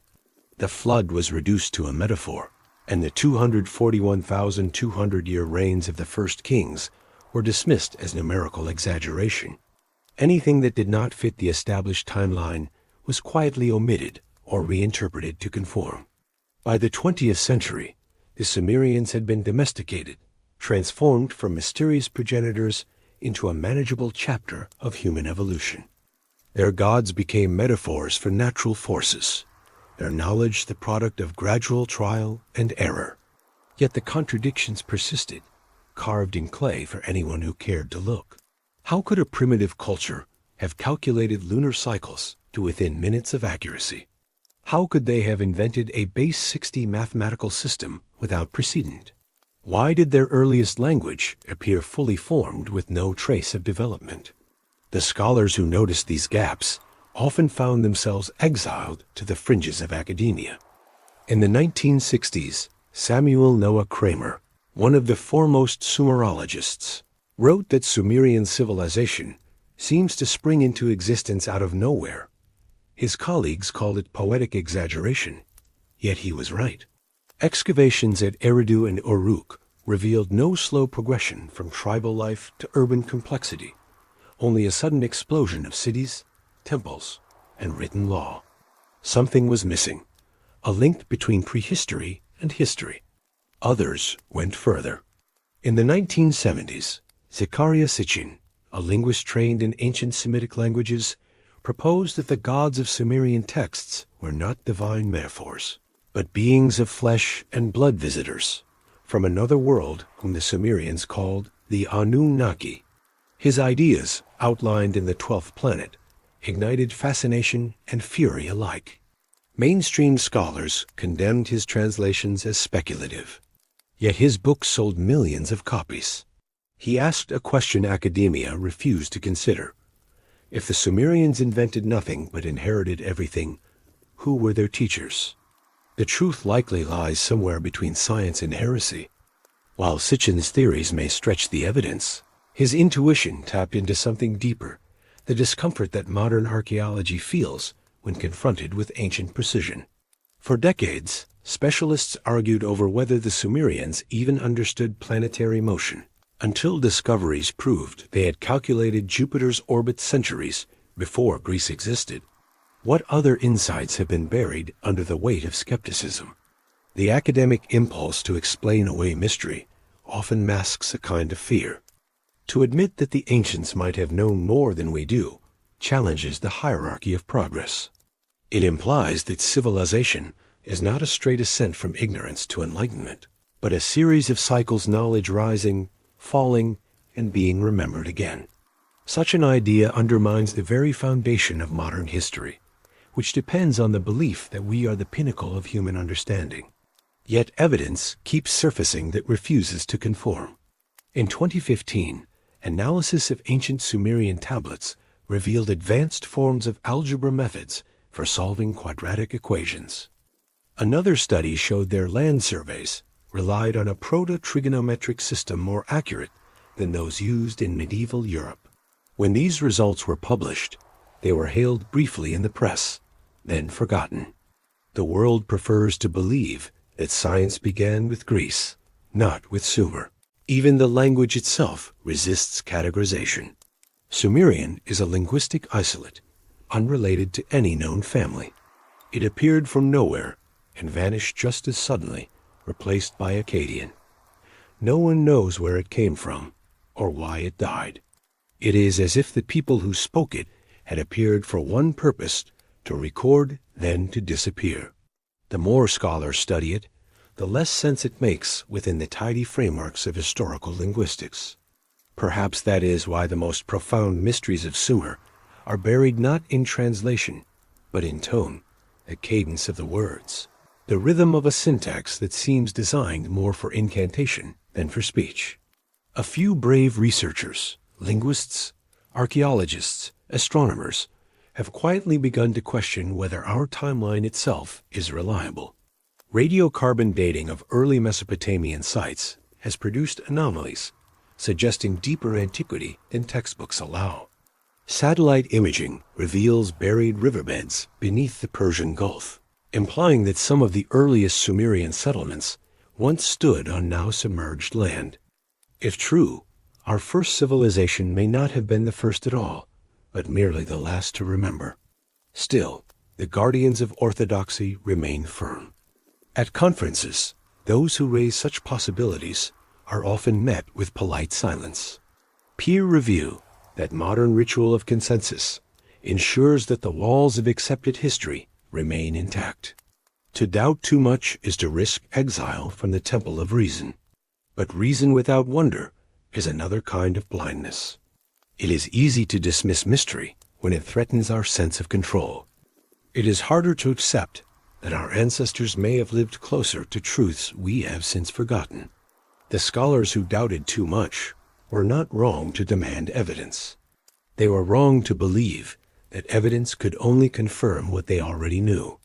The Sumerians, if they could speak to us now, might offer a quiet warning that the greatest form of ignorance is certainty.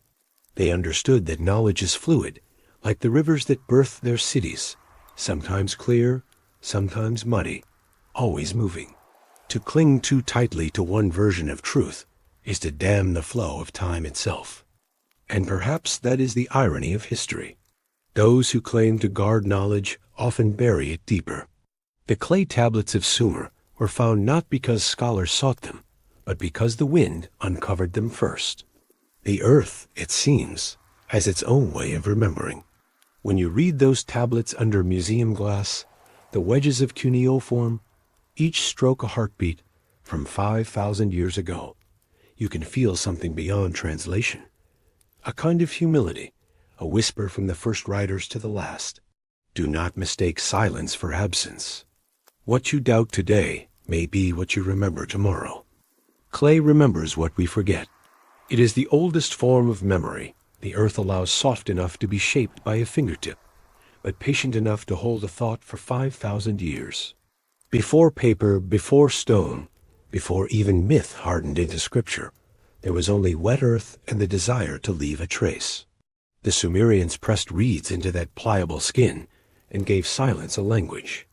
And even now, under glass and dust, the clay still speaks. Thousands of tablets survive, scattered across museums in London, Berlin, Baghdad, and New York. They whisper of contracts, of marriages, of harvests, of wars. But among those mundane records are fragments that defy explanation. Instructions for building impossible machines, maps of stars that no longer exist, hymns to gods whose names mean equations, and poems that feel less written than remembered. The clay, in its quiet way, is both historian and oracle. It does not argue. It simply endures. When archaeologists first began translating these tablets, they expected the voice of a primitive people still groping toward civilization. What they found instead was familiarity, a mind startlingly modern, already wrestling with abstraction, ethics, irony, and sorrow. In one text, a Sumerian scribe laments the weight of endless paperwork. I am tired of writing. My hand is heavy. In another, a farmer prays for rain with the weary pragmatism of a man who has seen too many seasons fail. Between lines of theology and law, there is humor, longing, fatigue. It is not the voice of the first human. It is our own, echoing back across time. But beyond the everyday words, there are those that hum with something else knowledge we should not yet have possessed. On a broken tablet from Nineveh, a list of celestial phenomena describes the positions of planets in relation to constellations that match the sky of 10,000 BCE, long before Sumer officially existed. Another fragment, translated from Nippur, contains instructions for creating alloys with precise heat measurements, a level of metallurgy supposedly achieved thousands of years later. Such anomalies are often dismissed as errors of translation, yet their persistence suggests something deeper. The clay remembers more than history. It remembers epics. The most haunting of all are the flood tablets, the ones that tell of Ziusudra, the survivor of the deluge. One version describes how, after the waters receded, he built an altar and set down the tablets of before. What were these tablets of before? Were they myths of an earlier world salvaged from the mud? Or were they literal records from a civilization lost beneath the flood clay, preserved by those who remembered enough to rewrite them? The phrase recurs across cultures. In Egypt's books of Thoth, in India's records of Manu, even in Plato's account of Atlantis, where knowledge is said to have survived the cataclysm as sacred inscriptions. Perhaps all these stories describe the same act, the human compulsion to write against oblivion. The Sumerians believed writing itself was divine. They called it Dug-Sar, the fixed word. Each mark of the stylus was an act of creation, binding sound to form, thought to matter. To them, words were alive. A curse written on clay carried power as long as the tablet endured. When the flood swept over, the written word became the one thing the waters could not unmake.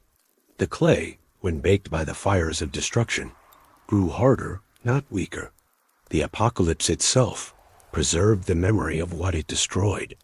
And so, thousands of years later, we can still hear them, the voices of scribes, priests, and kings, each believing they were recording the future, not the past.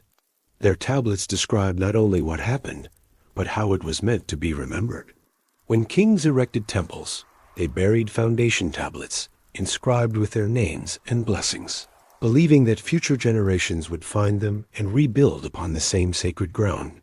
It was a conversation with the unborn, a faith in continuity that no empire could erase. But the clay also speaks of doubt. In the Lamentation for Yor, a poet cries out to the gods who abandoned his city. The storm took the city. The wind carried its people away. The temple is silent. Its songs are dust. These lines, pressed into clay 4,000 years ago, feel eerily contemporary. They reveal a people aware that their civilization, like all others, could vanish. The Sumerians were not naive. They lived in the shadow of their own mortality and tried to immortalize it in symbols. Modern researchers have begun to listen differently to those symbols. Acoustic studies of cuneiform tablets have shown that certain poetic forms, when read aloud in reconstructed Sumerian, carry rhythmic frequencies aligned with breath patterns, suggesting the language itself was designed to induce trance or meditation. The written word, in other words, was a vessel for consciousness. The clay was not just archive, it was instrument. And what of the tablets that remain untranslated? Tens of thousands lie untouched, sealed in museum storage, their wedge marks fading into anonymity. Some are too damaged to read. Others are ignored because their content seems trivial. But history has shown that trivial tablets often hold the keys to profound truths. A shopping list might reveal trade networks across continents. A tax record might prove a dynasty older than we thought. Perhaps among those forgotten pieces of clay lies the answer to the greatest question of all. Were the Sumerians recording their own beginning or someone else's end?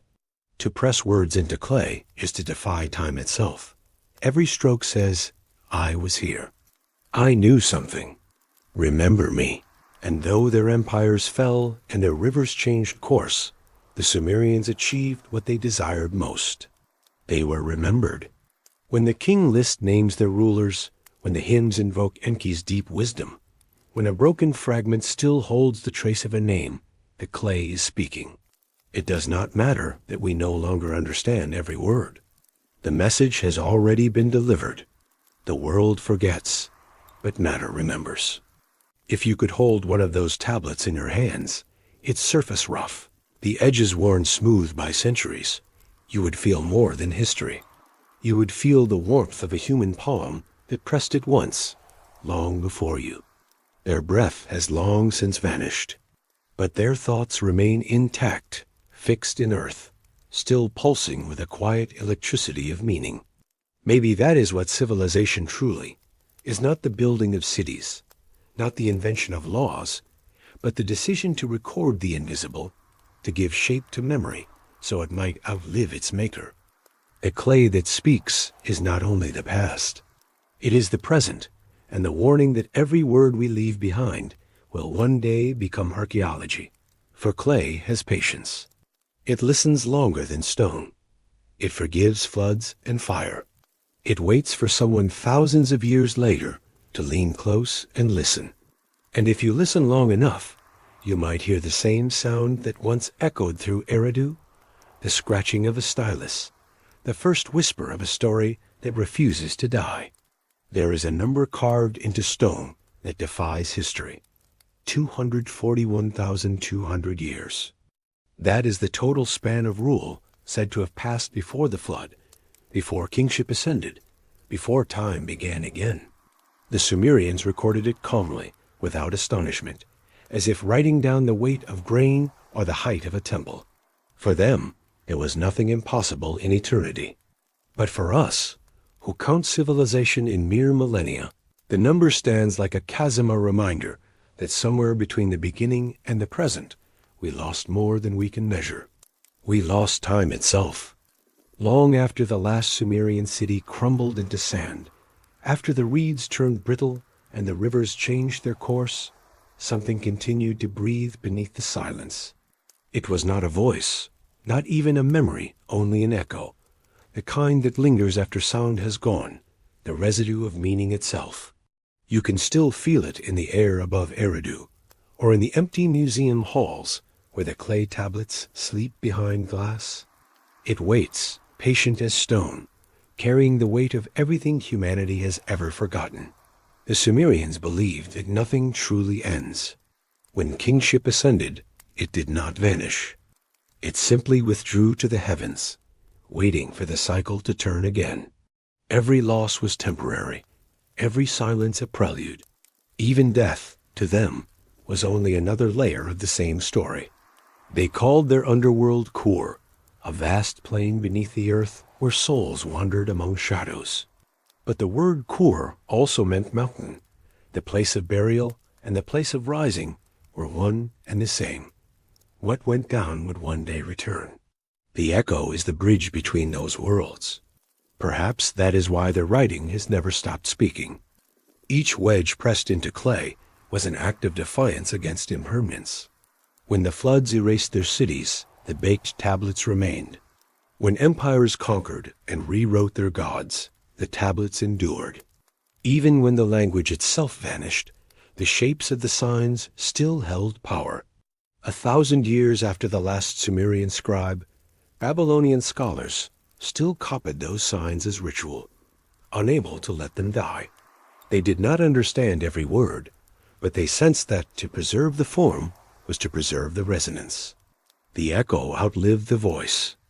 If you listen to history closely enough, you begin to hear that echo everywhere. It hums in the cadence of later myths, in Genesis, in the Epic of Gilgamesh, in the hymns of Egypt and Greece.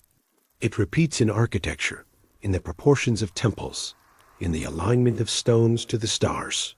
It moves through language. Eridu, Eden, Uruk. The names change, but the sound remains. We inherit vibrations without knowing their origin, living inside the echoes of forgotten gods. And yet, the deeper we excavate, the quieter it becomes. The archaeologists who dig among the ruins of Mesopotamia often describe in an uncanny feeling the sense that something just beyond the reach of translation is watching them. They find inscriptions that end mid-sentence, broken idols with half-closed eyes, walls that seem to hum faintly at dusk.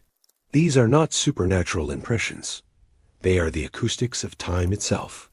When we approach the threshold of an ancient world, we begin to hear our own future reflected back. The Sumerians spoke of me, the divine decrees that defined every aspect of civilization. They said these decrees were sung into existence by the gods and stored in the deep waters of Enki's realm. Among them was one called the restoration of memory.